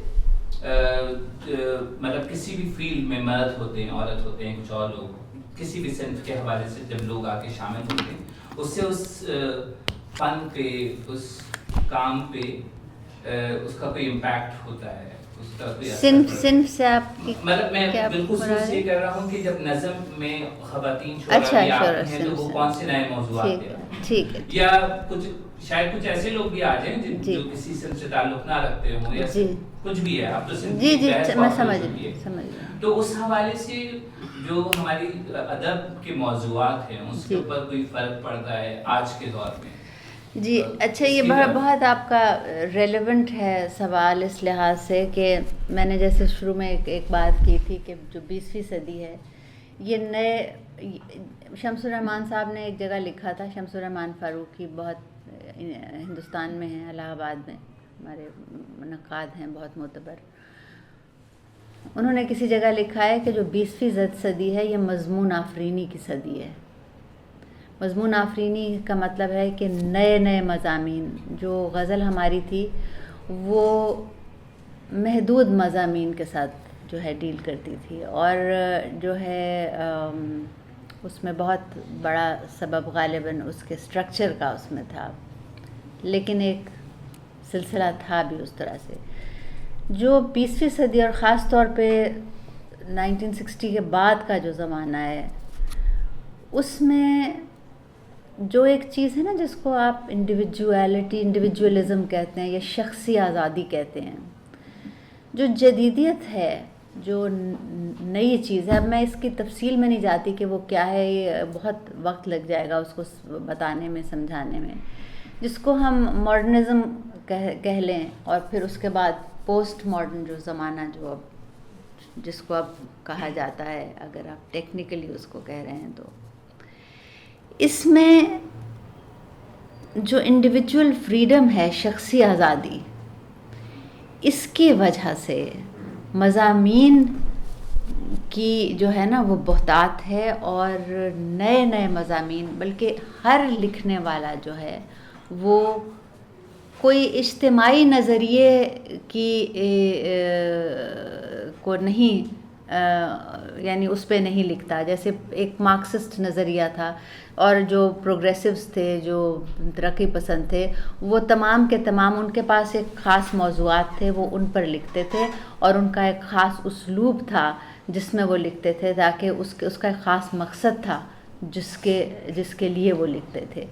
اس کے بعد جب جدیدیت کا زمانہ شروع ہوتا ہے، جس آغاز میں راشد اور میرا جی وغیرہ ان لوگوں نے جب لکھنا شروع کیا ہے، تو اس کا آغاز ہوا ہے، تو اس کی جو شخصی آزادی اس میں جو تھا وہ بنیادی لفظ تھا، وہ یا بنیادی بات تھی، جس میں یہی وہ لوگ کہتے تھے کہ وہ پابندی جو ہے اس کو نہیں پسند کرتے۔ اگر وہ بنیادی طور پہ راشد کو جیسے دیکھیں تو راشد نے ترقی پسند نظمیں بہت لکھی ہیں، لیکن وہ انہوں نے اور طرح کی چیزیں، انہوں نے اپنے آپ کو پابند نہیں کیا۔ تو جیسے آپ کہہ رہے ہیں کہ بعد کا لکھنے والا جو ہے وہ راشد، میرا جی اسکول آف تھاٹ جو ہے 80s کے بعد جتنے لوگ ہیں، یہ ان کا جو طرز تھا، جو طرز اظہار تھا، اور جو ان کا اسلوب تھا، اور جو ان کا راستہ تھا، اس پر یہ لوگ چلنے لگے، اور زیادہ تر لوگ جو ہیں انہوں نے اس شخصی آزادی کو جو ہے اس ہی کو بنیاد بنایا. اس میں یہ ہے کہ ہر لکھنے والا جو ہے اس کی اپنی دنیا اور اپنی کائنات ہے. میں اس کو جیسے دیکھتی ہوں, ظاہر ہے بہت کوئی اور آپ کو سمجھائے گا تو شاید کچھ اور اس کا خیال ہو. میں یوں دیکھتی ہوں کہ آج کا جو لکھنے والا ہے وہ ہر لکھنے والے کی, وہ کسی کی تقلید کرنے کی بجائے اس کی جو جینوئن لکھنے والا ہے اس کی اپنی ایک کائنات ہے, اپنی ایک خیالات کی فکر کی دنیا ہے, اور اس میں وہ اظہار کرتا ہے. اسی لیے اس میں انڈیویجویلٹی ہے, اس میں انفرادیت ہے, اور وہ ہر طرح کے مضمون کو جو ہے وہ اس برتتا ہے, ہر طرح کی بات لکھتا ہے, اور اس میں اس کی اپنی ذات, اس کا اپنا وجود جو ہے وہ ایک سینٹرل جو ہے, اس کی مرکزیت جو ہے وہ ہمیں نظر آتی ہے ہر چیز میں. مطلب بہت سے لوگ جو آج کل لکھ رہے ہیں, خاص طور پہ جو نظم لکھ رہے ہیں, جو غزل ہے وہ ایک طرح سے آپ کو, میں خود غزل لکھتی ہوں تو میں غزل بھی لکھتی ہوں, میں آزاد نظم بھی لکھتی ہوں, نظم مرہ بھی لکھتی ہوں, نثری نظم بھی. یہ بس یہ میں اللہ کا شکر ادا کرتی ہوں کہ اس نے مجھے, مطلب کہ میں نے یہ تمام اصناف میں جو ہے میں نے لکھا ہے, کم سے کم اچھا برا جیسا بھی میں نے لکھا ہے اس کے اندر. لیکن جو غزل ہے وہ آپ کو مضامین میں محدود کرتی ہے. بعض لوگ نہیں مانتے اس بات کو, لیکن میں سمجھتی ہوں کہ بعض دفعہ ضرورت پڑتی ہے کہ آپ دوسری صنف کی طرف جائیں, اور بعض دفعہ آپ کو خواہش ہوتی ہے کہ آپ غزل ہی کہیں. تو اس میں جیسے وجود کی جو ہے وہ مرکزیت ہے.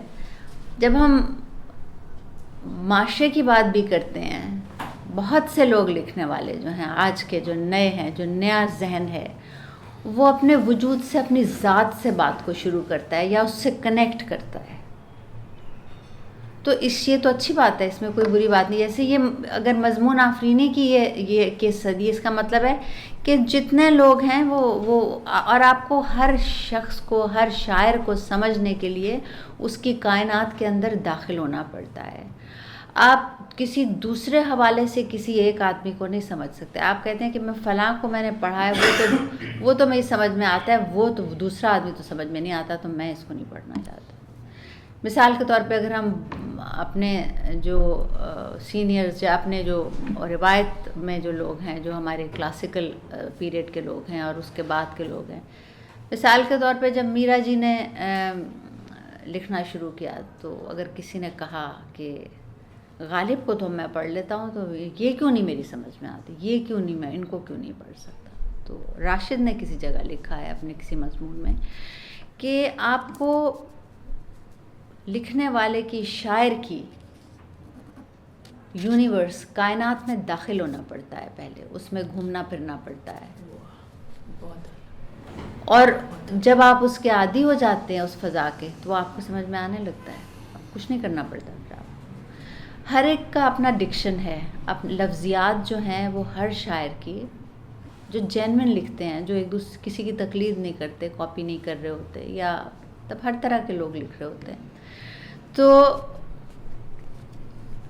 ان کی اپنی, انہوں نے ایک دنیا بنائی ہوتی ہے, اور وہ الفاظ کی دنیا ہے, ان کے اسلوب کی دنیا ہے, ان کی فکر کی دنیا ہے, ان کا ذہن. اور میرا خیال ہے ذہن بہت بڑی دولت ہے. میں ہمیشہ سمجھتی ہوں کہ جو گفٹ ہے نا, جس کو ہم کہتے ہیں گفٹ, جو قدرت آپ کو عطا کرتا ہے, گفٹ جو اس کی عطا ہے وہ ذہن ہے. کیونکہ کرافٹ آپ سیکھ سکتے ہیں, ہر آدمی سیکھ سکتا ہے جو محنت کرے. پہلے ایسا ہی ہوتا تھا نا, علم عروض جو ہے وہ آپ کے جب بچے پڑھنے بیٹھتے تھے اپنے اساتذہ کے ساتھ, وہ جو 1-on-1 والا سلسلہ ہوتا تھا کہ ایک استاد کے پاس شاگرد کو بھیج دیا جاتا, جو مجھے بہت پسند ہے, اور میرا دل چاہتا ہے کہ وہ اس طرح کا کوئی انتظام ہو جس میں اب بھی بچے اس طرح سے پڑھ سکیں. اب تو یہ ممکن نہیں ہے. تو اس میں عروض جو ہے باقاعدہ سکھایا جاتا تھا, بچپن سے سکھایا تھا, جیسے عربی, فارسی اور دوسرے مضامین پڑھائے جاتے تھے. تو علم عروض جو ہے اس میں یہ تھا کہ پھر جو نان پوئٹس بھی ہوتے تھے ان کو اس کرافٹ کی جو ہے وہ سمجھ لیتے تھے. اور وہ تو کرافٹ سیکھ لیتا ہے, لیکن جو ذہن ہے آپ سوچتے کیسے ہیں, غالب کیوں بڑا ہے, کیونکہ غالب کا ذہن جو ہے, اس کی فکر, خیال اس کا جو ہے وہ بہت منفرد ہے, بہت مختلف ہے دوسروں سے. تو جو چیز آپ کو الگ کرتی ہے یا دوسروں سے علیحدہ کرتی ہے, اور جو آپ کو ٹرانسینڈ کرتی ہے, جو آپ کو ٹرانسینڈنس کی طرف لے جاتی ہے, وہ آپ کا ذہن ہے, اور وہ قدرت کی عطا ہے میرا خیال ہے. مجھے یہ لگتا ہے اس کو ہم یہ ہے کہ اس کو مزید نرش کر سکتے ہیں, لیکن یہ بہت بڑی عطا ہے, اور یہ ایک دوسرے سے ہم مختلف ہیں نا. کرافٹ تو سب سیکھ سکتے ہیں. ایک نظم اگر آپ میں ایک کوشچن کروں, اسی سے پھر سنائیں. میم بہت کیفیات ہوتی ہیں, اس کے بعد آپ لکھتے ہیں, تخلیق تب پہنچتی ہے, ایک کیفیت اور ایک پروسیس سے گزر کے. کوئی ایسی خاص کیفیت جس سے آپ ذاتی مشاہدہ کیا ہو, پھر آپ نے کچھ لکھا ہو, وہ سنائیں. یہ بڑی مزے کی بات ہے. نہیں دیکھیے, اب میرا تو دل چاہتا ہے میں آپ کو 20-25 چیزیں سنا دوں اپنی, وہ تو لکھنے والے پڑھنے والے جو آپ کو یاد رہ گئی, جس نے آپ کی زندگی میں آپ کے اندر تھوڑا سا آپ کے سوال کا جو ہے وہ میں سناتی ہوں آپ کو. کچھ ایسی چیزیں ہوتی ہیں, بہت سی چیزیں ہوتی ہیں جن سے ہمیں خود بہت محبت ہوتی ہے, دوسروں کو اچھی نہیں لگتی. بالکل, اس میں کوئی شک نہیں, آپ صحیح کہیں. اصل میں جب لکھتے ہیں نا ہم, یہ جو تخلیقی عمل ہے یہ بہت عجیب و غریب ہے. یہ کیفیت تو, اور یہ ہر ایک کے لیے میرا خیال ہے کہ مختلف ہے. جتنے لوگ لکھ رہے ہیں, یہ بیٹھے ہیں یہاں پہ, اور جو بھی لوگ جو آرٹسٹ بھی ہیں, جو تصویر بناتے ہیں یا کسی بھی قسم کا جو فن ہے اس سے وابستہ ہیں, وہ یہ بات جانتے ہیں کہ یہ جو کیفیت ہے, یہ اس کو سمجھانا, اس کی تعریف کرنا بہت مشکل ہے, اور یہ ہر ایک کے لیے جو ہے یہ مختلف ہے. ہر ایک کا تجربہ جو ہے, تخلیقی تجربہ, وہ دوسرے سے مختلف ہوتا ہے. کیفیت تو ہوتی ہے, جہاں تک میں اپنی بات کر سکتی ہوں, 2 چیزیں ہوتی ہیں.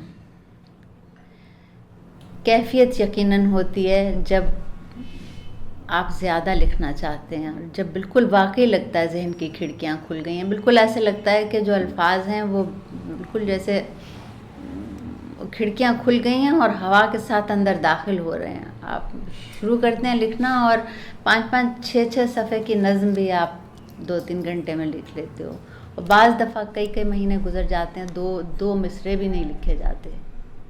تو کیفیت تو بعض دفعہ ہوتی ہے ایسی, اور یہ مختلف چیزیں ہیں. اب کیوں ہم کیا چیز لکھتے ہیں, یہ لکھنے والے کو کافی حد تک پتہ ہوتا ہے. کہ میں نے پچھلے دنوں ایک نظم لکھی, وہ بہت لمبی ہے نظم, میرا خیال ہے میں شاید میں نہیں سنا سکوں گی, یا مجھے نہیں معلوم کتنا وقت ہے, لیکن میں ویسے آپ سے شیئر کرتی ہوں کہ میں نے ایک کتاب پڑھی, وہ کسی کام کی وجہ سے پڑھی. یہ عمران صاحب بیٹھے ہیں, یہ ان کے ساتھ ہی وہ کام کچھ کیا تھا, تو مجھے اس کے لیے میں نے ایک کتاب پڑھی. وہ زیب النساء مخفی پہ کام تھا. زیب النساء ہیں مخفی اورنگزیب عالمگیر کی بیٹی, جو شاعر تھی, اور زیب النساء پر ایک کتاب لکھی, ایک کتاب ہے دا کیپٹیو پرنسس. کم ملتا ہے ان کے بارے میں, بلکہ اب تو یہ ہے کہ جو ان کے نام سے منسوب کیا جاتا تھا دیوان, وہ بھی ان کا نہیں ہے. یہ تحقیق کے بعد ثابت ہوا ہے. تو میں نے وہ کتاب جب پڑھی, وہ میں تاریخ بہت پڑھتی ہوں ویسے, یعنی تاریخ جو ہے یہ مجھے پسند ہے, مجھے بہت جو لطف آتا ہے تاریخ پڑھنے میں, فکشن وغیرہ اور شاعری کے علاوہ بھی. تو یہ کتاب میں نے تو پڑھنی تو میں نے شروع کی, ایک کام تھا چھوٹا سا, لیکن میں اس کتاب میں اتنی انوالو ہو گئی, ایموشنلی انوالو ہو جاتی ہوں میں. جب بعض دفعہ کوئی چیز پڑھتی ہوں تو بالکل میں جذباتی ہو جاتی ہوں نا, جو کہ شاید پتہ نہیں اچھا ہے یا برا ہے. اس کے بعد میں نے ایک نظم لکھی. وہ ایک نظم تو لکھ لی میں نے, ٹھیک ہے, وہ 3-4 صفحے کی نظم ہوگی یا کچھ, اس کا نام ہی ہے بتا زیب النساء مخفی. وہ کام ہو گیا تھوڑا سا, لیکن وہ مجھے بہت پریشان کر رہا تھا سارا کچھ, اس قدر پریشان کر رہا تھا کہ وہ میرے ساتھ جو ہے نا, وہ یوں لگتا تھا زیب النساء میرے ساتھ گھوم رہی ہے. میں اتنی انوالو ہو گئی اس کے ساتھ کہ بالکل جیسے آپ کسی کیریکٹر کو اوڑھ لینا, اس حد تک. پھر میں نے دوسری نظم لکھی. وہ جب میں نے دوسری نظم لکھی تو مجھے لگا کہ اس کے بعد مجھے تھوڑا سا سکون ہوا, اور مجھے شاید میں اب نہ لکھوں, لیکن پتہ نہیں, ہو سکتا ہے میں ایک اور اس کا حصہ لکھوں. تو وہ دوسرا حصہ جو تھا, بتا زیب النساء مخفی تیرے لفظوں پہ کیا گزری, تو جو پہلی نظم تھی, وہ اس کا ہسٹوریکل بیک گراؤنڈ تھا اس میں کچھ, کیونکہ اس کے بارے میں یہ طے نہیں ہے کہ وہ کہاں دفن ہے. بعض لوگوں کا خیال ہے کہ وہ لاہور میں, یہاں پہ تو وہ کتبہ وغیرہ بھی ہے جہاں پہ ان کا نام ہے ادھر, اور لیکن جو تاریخی حوالے ہیں وہ کہتے ہیں کہ زیب النساء دلی میں ہے. اور تاریخی حوالے ہی بعض ان کا خیال ہے کہ زیب النساء کو جب اس کا مزار کو انگریزوں نے بالکل ریز کر دیا تھا, گرا دیا تھا, تو ان کو اورنگ آباد ادھر لے گئے تھے دکن میں, باپ کے پاس, وہاں دفن ہے. لیکن زیادہ تر لوگوں کا خیال ہے کہ یہ دلی میں ہے. تو وہ یہ اس کا جو ہے موضوع یہ تھا, یہ والی بات تھی. لیکن جو اس کے بعد کی نظم تھی, وہ اگر آپ کے پاس وقت ہے میں وہ سنا دوں یا پھر اور کچھ چیزیں سنا دوں. یہ ہو سکتا جی, یہ زیب النساء زیب النساء. چلیے مل لے آئے تھے. جی جی ضرور. جیسے غالب ہے, جی صاحب ہے, فراز ہے, ان کی جو شاعری ہے یہ کیفیت کی ہے یا کیف کی ہے؟ جی کیفیت اور کیف تو شاید ایک ہی چیز آپ کہہ رہے ہیں. کیفیت اب یہ بہت ہی مختلف قسم کا سوال ہے, یعنی فیض صاحب بھی اور فراز بھی, اور تیسرا نام کیا آپ نے لیا؟ غالب. اب تینوں کو اکٹھا نہ کریں آپ, تو پھر زیادہ اچھا ہوگا. تینوں کو جمع نہیں کر سکتے آپ, بہت مختلف شاعر ہیں تینوں. آپ جمع کر کے ایک ہی جملے میں جو ہے تینوں کو یو کانٹ ڈسکرائب, بالکل نہیں. غالب بہت بڑا شاعر ہے, تو اس میں بالکل کوئی شک نہیں ہے. فیض صاحب کا اپنا ڈائمینشن ہے, اور فیض صاحب ترقی پسند تھے, اور وہ اب ان پہ تو بہت بات ہو سکتی ہے. فراز بالکل ان کی, میرا خیال ہے ان کے بعد وہ بھی ترقی پسندی ہیں, اور ان کے غزلیں جو ہیں ان کے دوسری طرح کے موضوعات بھی ہیں. تو یہ ہم ایک جملے میں نہیں کہہ سکتے کہ کیفیت ہے یا کیا ہے. مطلب کیفیت تو جو کیفیت کی شاعری ہے وہ بھی ہوتی ہے شاعری, لیکن پوری شاعری کو اس کے اندر بند کر دینا جو ہے یہ ممکن نہیں ہے اس طرح سے, اور وہ بھی 3 لوگوں کی شاعری. تو یہ ذرا تھوڑا سا زیادہ ہو جاتی ہے بات. جی جی جی تھوڑا سا انٹری لیٹ ہوئی تو نہیں ٹاپک کا بھی زیادہ ہو مجھے جاننا تھا کہ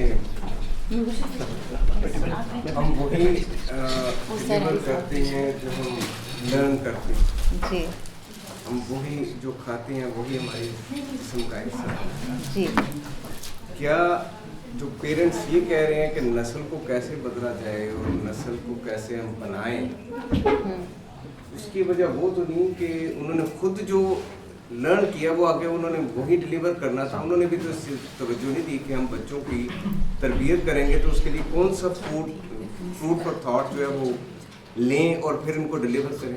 دیکھیے اس میں تو ایک سادہ سی بات ہے, وہ یہ ہے کہ بچہ جو دیکھتا ہے وہ بن جاتا ہے. بس میرا تو اتنی سی بات ہے, مجھے اس سے زیادہ کچھ بھی نہیں کہنے کی ضرورت. کہ آپ گھر میں اگر دیکھیں گے کہ آپ کے والدین جو ہیں وہ 12 بجے سو کے اٹھتے ہیں تو وہ بچہ 12 بجے سو کے اٹھے گا. دیکھیے نا, اگر آپ کو اس چیز پہ اعتراض ہے, اگر بچہ دیکھے گا کہ کوئی کام ہے جو مطلب غلط ہو رہا ہے، جو بھی بچے بہت اویئر ہوتے ہیں. اگر ہمارا خیال ہے کہ بچوں کچھ معلوم نہیں ہوتا، تو ایسا نہیں ہے. بچے بہت ذہین ہوتے ہیں اور بہت زیادہ ان کو معلوم ہوتا ہے کہ ان کے ارد گرد کیا ہو رہا ہے.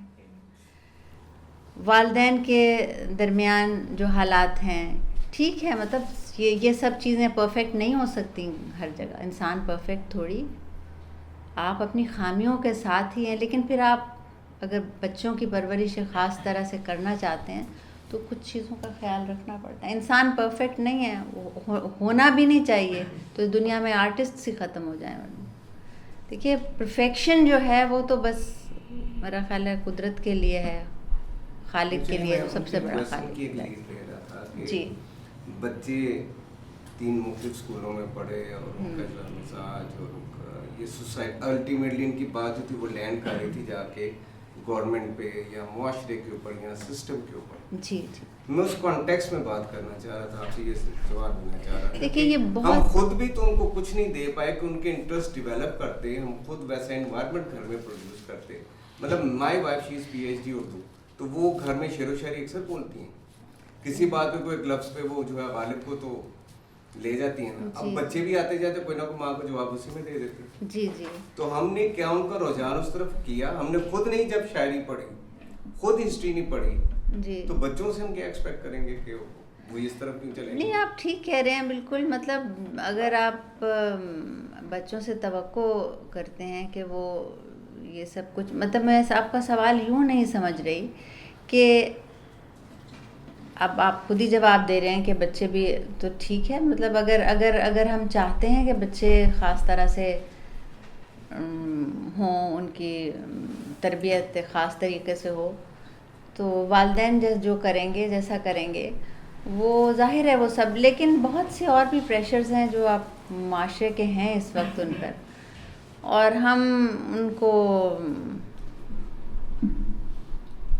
پتہ نہیں ہم جو ہے ان معاملات کو جو کس طرح سے ہینڈل کرتے ہیں. اور یہ بڑی لمبی بات ہے، میں اب شروع کروں گی تو کہانی ہوگی، لیکن اب آپ پوچھ رہے ہیں تو میں تھوڑی سی بات کرتی ہوں. دیکھیے شاعری جو ہے وہ، اگر آپ یہ پوچھ رہے ہیں کہ بچے شاعری کیوں نہیں جو ہے سمجھتے، ادب کی طرف، اس کا سوال بہت ابھی تفصیل سے میں نے دے دیا ہے بہت پہلے کہ ادب کی طرف کیوں نہیں آتے. ادب جو ہے اس میں مطلب میں نے یہ کہا تھا، ان کو بتا رہی تھی کہ ہم ادب کو اب تفریح کے لیے نہیں پڑھتے. ہم کہتے ہیں کہ ادب، آپ اس کو سر پہ سوار کرتے ہیں. ہم نے جب بچپن میں پڑھنا شروع کیا تھا تو ہم تفریح کے لیے پڑھتے تھے. ہمارے گھروں میں کتابیں ہوتی تھیں، ہمیں دے دی جاتی تھیں، ہم انہیں پڑھتے تھے. ہم اپنی چھٹیوں میں پڑھتے تھے، اور وہ غیر محسوس طور پر جو ہے اس سے تربیت. تو اگر اب مطلب یہ وہی بات ہے، اس کو جو اگر ہم دہرائیں گے تو مطلب میں دہراؤں گی اپنی باتوں کو اگر آپ کو سوال کا جواب دوں. آپ ہمیں جی، وہ آپ جو نظم سنانے لگے جی، نہیں، ہم آپ سے نظمیں اچھا بالکل. تو میں یہ آپ کو یہ نظم جو ہے زیب النساء مخفی، جو اس کا دوسرا حصہ جو میں نے لکھا تھا وہ میں سناؤں گی، پہلا نہیں سنا رہی. کیفیت کے بعد جی، کیفیت تو خیر دونوں میں تھی، لیکن بتا زیب النساء مخفی تیرے لفظوں پہ کیا گزری، یہ آزاد نظم ہے. اب آپ دیکھیے گا اس میں ردم جو ہے. آزاد نظم میں خود بھی لکھی ہوں اور اس کی فیور میں ہوں. اچھا، میں نے ایسا اس لیے کیا تھا کہ میں نے فرح کو ایک بہت بڑے شاعر سے ملوایا تھا. جی، تو انہوں نے اسے ڈسکریج کیا آزاد نظم لکھنے سے نا. تو میں یہ چاہ رہی تھی کہ آپ اس کی فیور میں بات کریں تاکہ ہمارا حوصلہ بڑھے. آج کل تو یہ سب سے مقبول صنف ہے. جی جی، نظم کی سب سے مقبول جو حیت ہے وہ آزاد نظم. بلکہ ایک نظم ہم آزاد بھی سنا چاہیں گے آپ سے. یہ آزاد ہی نظم. آزاد ہی ہے، ٹھیک ہے. بتا زیب النساء مخفی تیرے لفظوں پہ کیا گزری، تیرے لفظوں کی دنیا کس نے دیکھی تھی؟ قلم کے خال و خط سے کیا تیرے جاہ و حشم کا خون ٹپکا تھا؟ قلم کے خال و خط سے کیا تیرے جاہ و حشم کا خون ٹپکا تھا کہ تیرے ذہن کی تصویر تیرے باطن و ظاہر پہ حاوی ہو گئی تھی؟ کیا رخ کرتاس پر پھیلے ہوئے آنسو کے دھبے سے تیری مغرور آنکھوں نے کیا رخ کرتاس پر پھیلے ہوئے آنسو کے دھبے سے تیری مغرور آنکھوں نے کبھی شکوہ کیا کوئی؟ کبھی شکوہ کیا کوئی کہ اس کو راز میں رکھا گیا؟ وہ تیرے روز و شب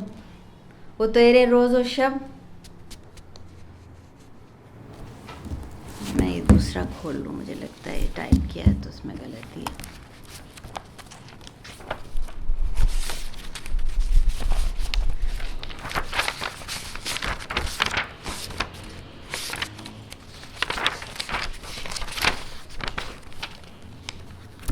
میں اس کو پڑھتی ہوں. بتا زیب النساء مخفی تیرے لفظوں پہ کیا گزری، تیرے لفظوں کی دنیا کس نے دیکھی تھی؟ قلم کے خال و خط سے کیا تیرے جاہ و حشم کا خون ٹپکا تھا کہ تیرے ذہن کی تصویر تیرے باطن و ظاہر پہ حاوی ہو گئی تھی؟ کیا رخ کرتاس پر پھیلے ہوئے آنسو کے دھبے سے تیری مغرور آنکھوں نے کبھی شکوہ کیا کوئی کہ اس کو راز میں رکھا گیا؟ وہ تیرے روز و شب ہوا میں گم ہوئے کیسے؟ بتا زیب النساء مخفی یہ تیرے نام میں کیسی اداسی ہے؟ یہ کیوں محسوس ہوتا ہے کہ تیرے درد کی تاریخ سے اس عہد کا رشتہ ہے کوئی؟ بات شاہزادی بتا شاہی کسے کہتے ہیں؟ بات شاہزادی بتا شاہی کسے کہتے ہیں؟ غربت کے معنی کتنے پیچیدہ ہیں. غربت، دل کی غربت، ذہن کی غربت، کسی انسان سے انسان کے رشتے کی غربت. غربت، دل کی غربت، ذہن کی غربت، کسی انسان سے انسان کے رشتے کی غربت، وقت کی غربت. کتابوں میں بھی لکھا ہے مگر تو نے کبھی لکھا؟ کتابوں میں بھی لکھا ہے مگر تو نے کبھی لکھا؟ تیرے زنداں کے خالی دن، تیرے زنداں کی راتیں ساکت و جامد، وہ غربت تھی کہ شاہی تھی؟ وہ غربت تھی کہ شاہی تھی؟ تیرے لفظوں کے انگارے بتائیں گے. سمندر کیا ہے؟ سمندر کیا ہے؟ یہ میری زباں کا لفظ ہے. میری زباں کے لفظ تو نے بھی سنے ہوں گے. سمندر، اتنا پانی، صرف پانی. اپنے زندہ کے جزیرے سے تو دریا کا نظارہ دیکھتی ہوگی. یہ ہسٹوریکل اس کا پرسپیکٹیو ہے جو میں نے. اپنے زندہ کے جزیرے سے تو دریا کا نظارہ دیکھتی ہوگی. اجازت تھی تجھے اس کی.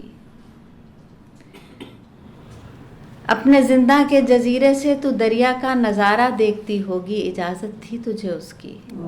وہ دریا بھی سمندر کی طرف بہتا چلا جاتا تھا. یہ جمنا کے اندر یہ جزیرہ تھا نا.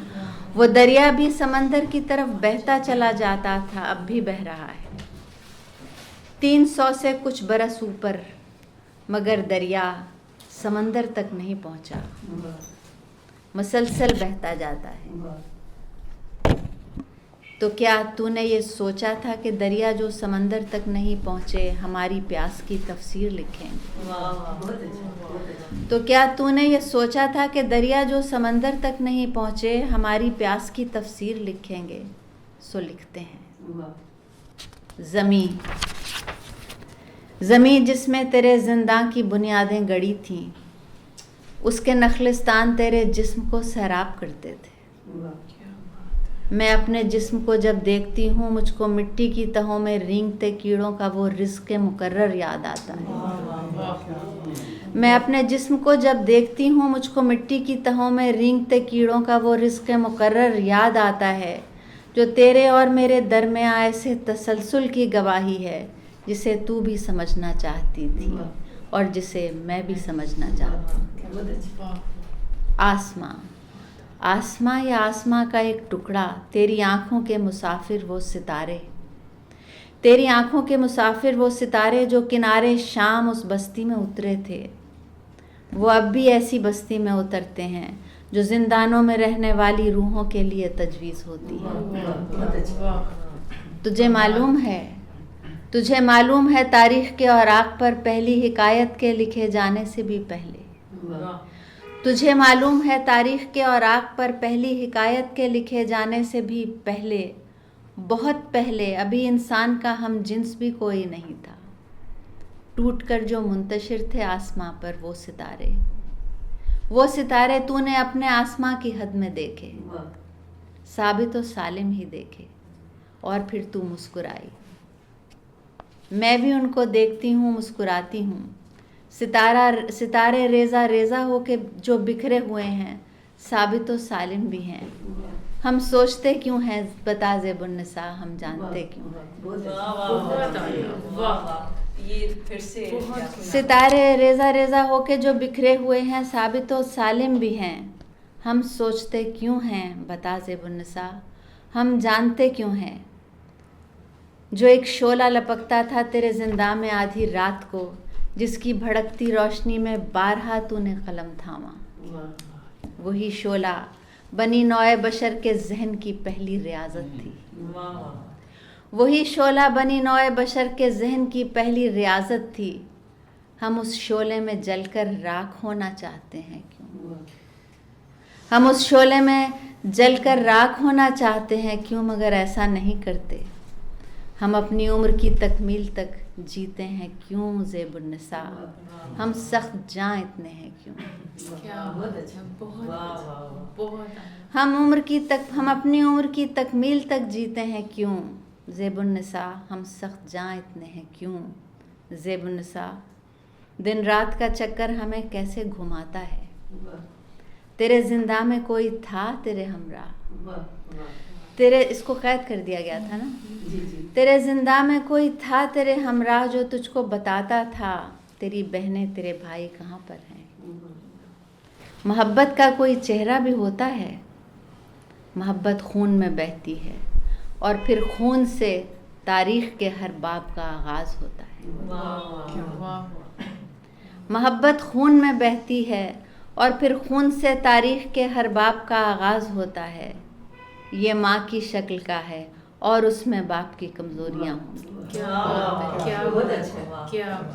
ये माँ की शक्ल का है और उसमें बाप की कमज़ोरियाँ होंगी। तेरे अंदर छुपा शायर तेरी तकदीर के दो लख्त होने का कभी मातम भी करता था। तेरे अंदर छुपा शायर तेरी तकदीर के दो लख्त होने का कभी मातम भी करता था। उन्हीं हाथों से तुझको ज़ख्म देता था, उन्हीं हाथों से तेरा ज़ख्म भरता था। मैं शायर हूँ मुझे मालूम है, मुझसे छुपाया भी नहीं तूने।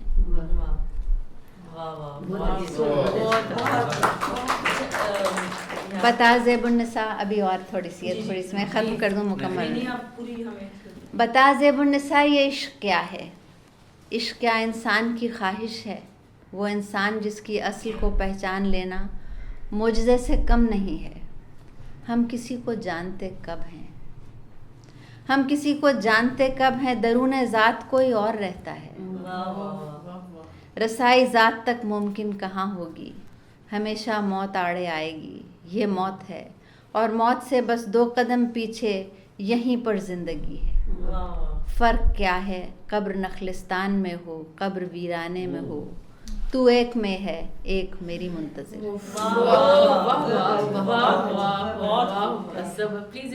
कब्र नखलिस्तान में हो कब्र वीराने में हो,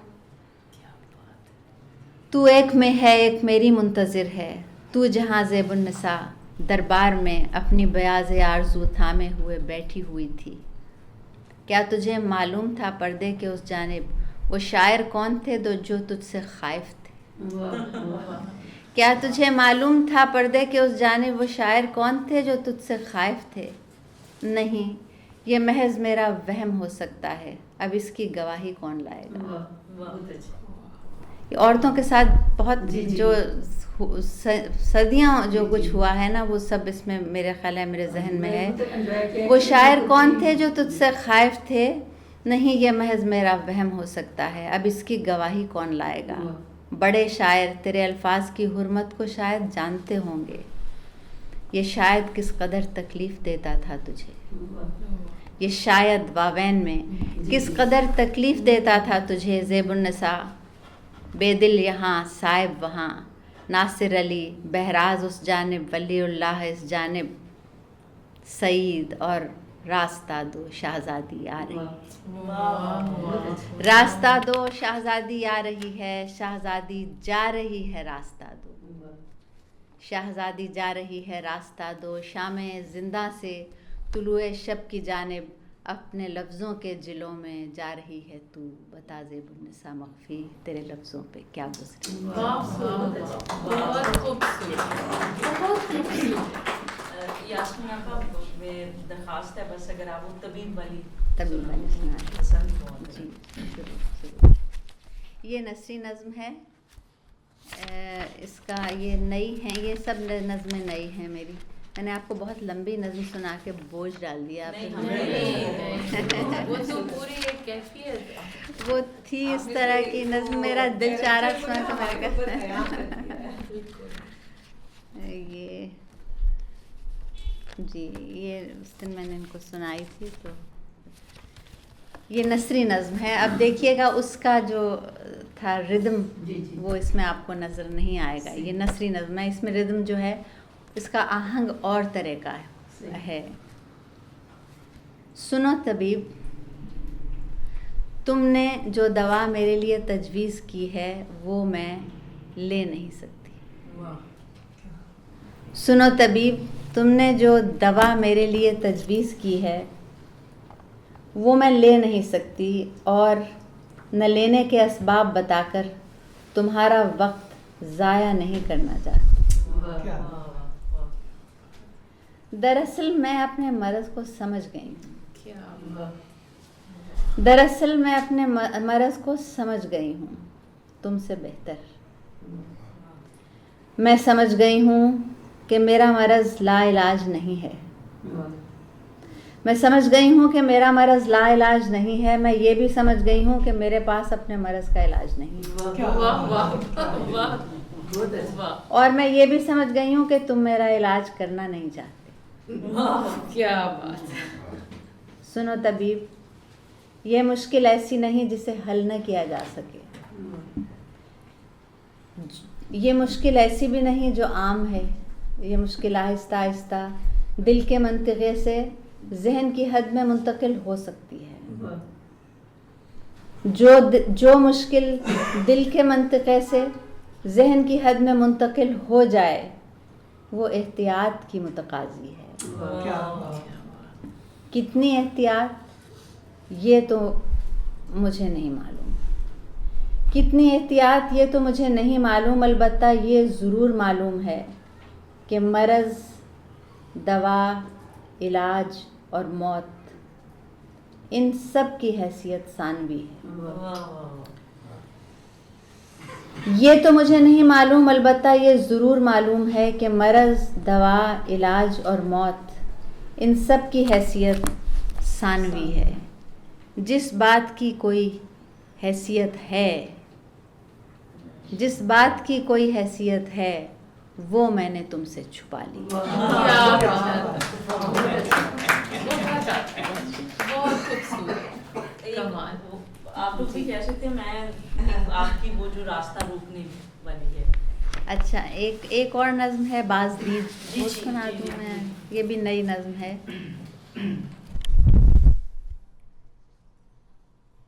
اس کا نام عنوان ہے، چھوٹی نظمیں ہیں یہ، چھوٹی چھوٹی نظمیں ہیں، اس کا عنوان ہے باز دید۔ اسے میں نے دیکھا، اسے میں نے دیکھا چٹانوں کے اندر بنی راہداری سے جاتے ہوئے، اسے میں نے دیکھا چٹانوں کے اندر بنی راہداری سے جاتے ہوئے، جس میں صدیوں پرانی گپھاؤں سے آتی ہوئی روشنی میں دکھائی نہ دیتا تھا کچھ، میں نے دیکھا، اسے میں نے دیکھا۔ بہت زرد مدھم سی تصویر کے بھولتے یاد آتے ہوئے، بنتے مٹتے ہوئے خال و خط کے کٹاؤ میں، होठों के घाव के अंदर पड़े आबले में, हंसी में ज़्यादा के आँखों में, आँखों के कोनों पे चिपके हुए लफ्ज़ में, दूर से इतनी दूरी के जिसमें सुझाई ना देता था कुछ मैंने देखा, उसे मैंने देखा। ये देखा कि मैं देखना चाहती हूँ जिसे, उसके मलबूस की सिलवटों में, तहों की तहों में ज़माने की गर्दिश का नक्शा बना है। ज़माना जो सदियों में उतरा तो मैं उसके पीछे बहुत देर भागी। ज़माना जो सदियों में उतरा तो मैं उसके पीछे बहुत देर भागी, मगर मैंने फिर एक लहज़ा ठहर के जो सांस अपनी हमवार की, मैंने देखा उसे धुंध की ओट में, जैसे साया सा कोई सरे शाम छुपता हुआ अपने मंजर के पहलू में, नाजिर की ख्वाहिश में घुलता हुआ मैंने देखा उसे।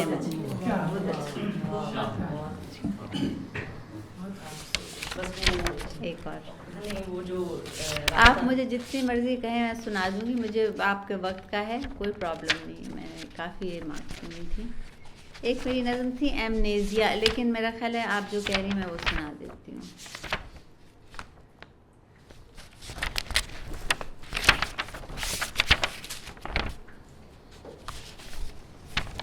सॉरी,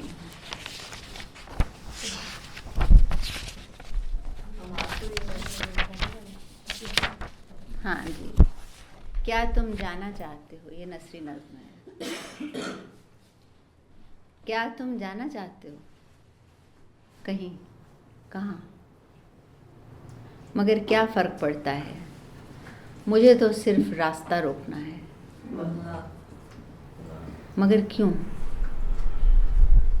एक तरफ चरिंद परिंद, पहाड़, जंगल, नदी, दरिया, समंदर, एक तरफ बहुत सारी बर्फ़पोश मकान, रास्ते, दुराहे, तिराहे, एक तरफ आग, गोश्त की बू, एक तरफ आग, गोश्त की बू, पिघले हुए लोहे की धारियाँ, एक तरफ जानवरों की हड्डियों से भरे हुए रेत के टीले, एक तरफ जानवरों की हड्डियों से भरे हुए रेत के टीले, इंसानों की चीखो पुकार, एक तरफ सिर्फ हुस्न, एक तरफ सिर्फ बदसूरती, एक तरफ दोनों का मिलाप, एक तरफ दोनों की मौत, एक तरफ खला खला अंदर खला। मैं कह रही थी कि मुझे तो सिर्फ रास्ता रोकना है। मैं कह रही थी कि मुझे तो सिर्फ रास्ता रोकना है, मगर क्यों? रास्ता रोकने से आखिर क्या फ़र्क पड़ेगा? चलो मैं तुम्हारे साथ चलती हूँ, तुम समत का तयन कर लो। हालांकि मुझे मालूम है तुम ऐसा करना नहीं चाहते, तुम सिर्फ ये चाहते हो कि मैं तुम्हारा रास्ता रोकूं और फिर तुम चले जाओ कहीं।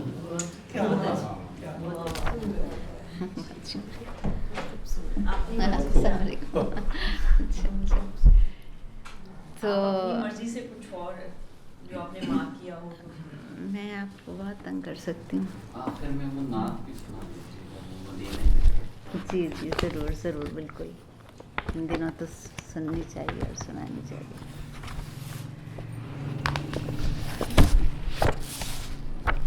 एक नसरी नज़्म ही है, वो मैं आपको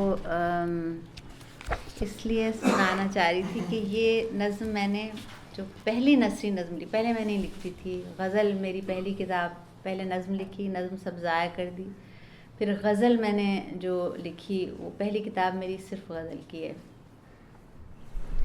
नसरी नज़्म मुझे कभी भी जो है मैंने इससे इख्तलाफ नहीं किया, कभी भी नहीं किया, क्योंकि मैंने जब नसरी नज़्म लिखना शुरू की तो मेरा तारुफ़ इस सिन्फ से नसरीन अंजुम भट्टी की नज़्म के ज़रिए हुआ था, जिसका मैंने तर्जुमा किया।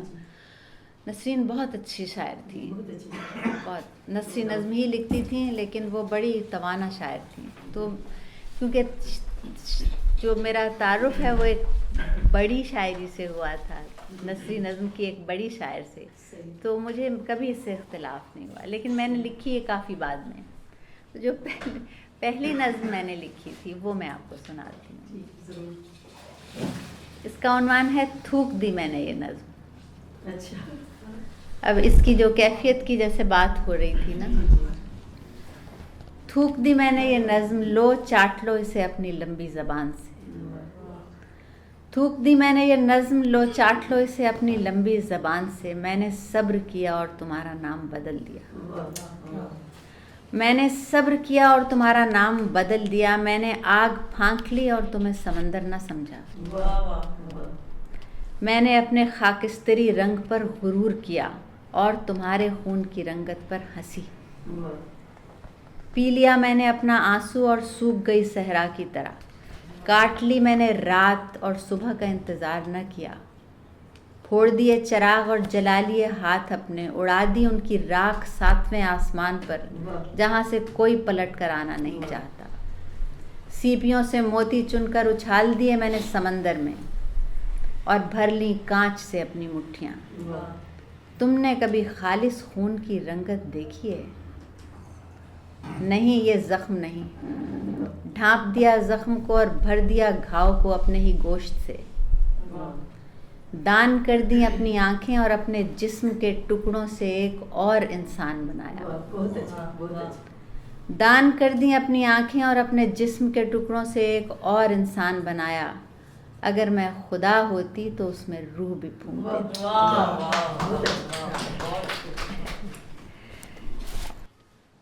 गैब से कोई बुलाता है मदीने की तरफ। गैब से कोई बुलाता है मदीने की तरफ। मुझे क्या क्या नज़र आता है मदीने की तरफ। और मेरे सरकार को आईने रिसालत देकर, मेरे सरकार को आईने रिसालत देकर रब्बे काबा लिए जाता है मदीने की तरफ। और रोकने वाले खड़े देखते रह जाते हैं। रोकने वाले खड़े देखते रह जाते हैं। लाने वाला उन्हें लाता है मदीने की तरफ। और सोचती रहती हूँ तादेर किसी रास्ते को। सोचती रहती हूँ तादेर किसी रास्ते को। फिर वो रास्ता चला जाता है मदीने की। सोचती रहती हूँ तादेर किसी रास्ते को। फिर वो रास्ता चला जाता है मदीने की तरफ। और एक ही शहर की गलियों में फिरा करता है। एक ही शहर की गलियों में फिरा करता है। दिल मदीने से बुलाता है। बहुत शुक्रिया। चलिए एक नात मैं आपको और सुना देती हूँ। ये मुख्तलिफ़ किस्म की नात है। नातिया इसको कह लीजिए, नज़्म कह लीजिए, या कुछ भी। यह है रेज़ा रेज़ा जब बिखरी हूँ, एक ही रास्ते से गुजरी हूँ। रेज़ा रेज़ा जब बिखरी हूँ, एक ही रास्ते से गुजरी हूँ। तुझको असासा सौंप के अपना गहरे पानी में उतरी हूँ। तुझको असासा सौंप के अपना गहरे पानी में उतरी हूँ। सबकी हिफाजत करने वाले, सबकी हिफाजत करने वाले मैं दुनिया से बहुत डरी हूँ। सबकी हिफाजत करने वाले मैं दुनिया से बहुत डरी हूँ। जानने वाले हिकमत वाले जाने क्यों गुस्से से भरी हूँ। जानने वाले हिकमत वाले, ये आपका सवाल जो है ना, ये उसका जवाब है, मैंने जो दिया नहीं था। जानने वाले हिकमत वाले जाने क्यों गुस्से से भरी हूँ।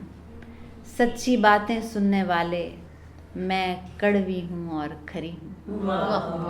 सच्ची बातें सुनने वाले मैं कड़वी हूँ और खरी हूँ। सब ने मुझे जिस जुर्म से दागा, तूने कहा मैं उससे बरी हूँ।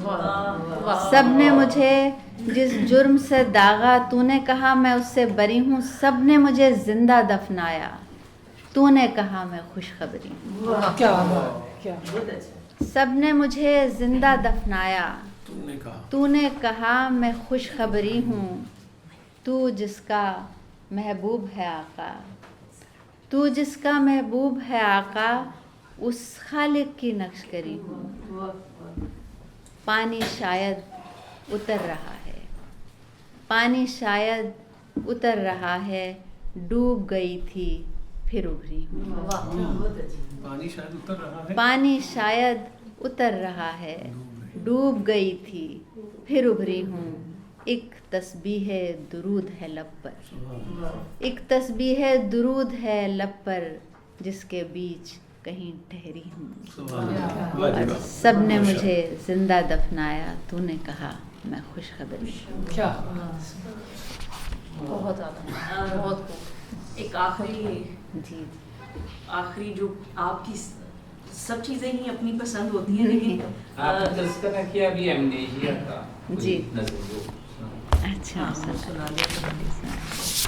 गज़ल तो मैंने आपको एक नात तो सुनाई दी है, तो मैं आपको कुरान इसका जिक्र कर रहे हैं। जी मैंने अभी कहा था, ये भी मैंने अभी रिसेंटली ही लिखी हैं कुछ चीज़ें ना, तो उनमें से एक थी एमनेसिया इसका उन्वान है। तो क्या उसे याद नहीं रहा था, फिर अचानक पता नहीं शायद किसी सबब से जो किसी को मालूम नहीं हो सका, उसे कुछ कुछ याद आने लगा। तो क्या उसे याद नहीं रहा था, तो क्या उसे याद नहीं रहा था, फिर अचानक पता नहीं शायद किसी सबब से जो किसी को मालूम नहीं हो सका, उसे कुछ कुछ याद आने लगा। धुंधले से शायबे की तरह, शायद किसी मंजर के नक्श उसके खदो खाल आहिस्ता आहिस्ता साफ होते हैं ना। सब कुछ अपने वक्त से होता है। वक्त बहुत अजीब चीज़ है। इस दायरे के घुमाव की खबर किसी को होती नहीं। यहाँ लिखने वाला एक सत्र भूल गया है। बहुत अच्छी। अच्छी सत्र थी। हाँ, तो वो जहन के वरक पर अपनी बात के नक्श तलाश करते करते सो गया था। और बहुत दिनों के बाद जब उसने जहन पर बहुत जोर डाला तो वो थक सा गया। वो अपने किए हुए वादे से फिरा तो नहीं, वो सांस लेता रहा जैसे उसने बहुत पहले तय किया था। उसने अपनी उम्र का तायुन पहले ही कर लिया था, कामिल यकीन और खुशदिली के साथ। ये दूसरों को याद है, वो उसे हंस हंस कर याद दिलाते हैं, बस वो थक सा जाता है उनकी बात, बस वो थक सा जाता है उनकी बात के सिरों को तलाश करते और मुस्कुराते मुस्कुराते। बहुत अच्छा, बहुत अच्छा। यास्मीन आपा, आपका बहुत शुक्रिया कि आप तशरीफ़ लाई और हमारे इस शाम को हमारे लिए इतना यादगार और रोशन बना दिया। तो उम्मीद है कि हम आइंदा भी आपको ज़हमत देते रहेंगे। तो नहीं, बहुत शुक्रिया आपका। उम्मीद है मैंने आप लोगों को मायूस नहीं किया सब होगा। लोगों ने बहुत इंजॉय किया और बहुत ही उनको तो अच्छा लगा। बहुत शुक्रिया। बल्कि यास्मीन आपका बहुत कम वक्त लग रहा है, बहुत नहीं, बहुत मेहरबानी, बहुत आप सबका बहुत शुक्रिया, बहुत है। ही शुक्रिया। हम दोबारा इनको बिल्कुल तशरीफ़ी है अभी आप अदब की बात कर रही थी और मैं देख रहा था कि किसी एक शख्स ने पिछले 1.5 घंटे से जमाई भी नहीं ली। स्पीकर की ये निशानी है कि लोग उसमें महव हो जाते। बड़ी मेहरबानी, आप सबकी बहुत मेहरबानी जी। आप सब लोग आए और मतलब मेरे लिए तो बहुत एजाज़ की बात है। बहुत शुक्रिया आप सबका।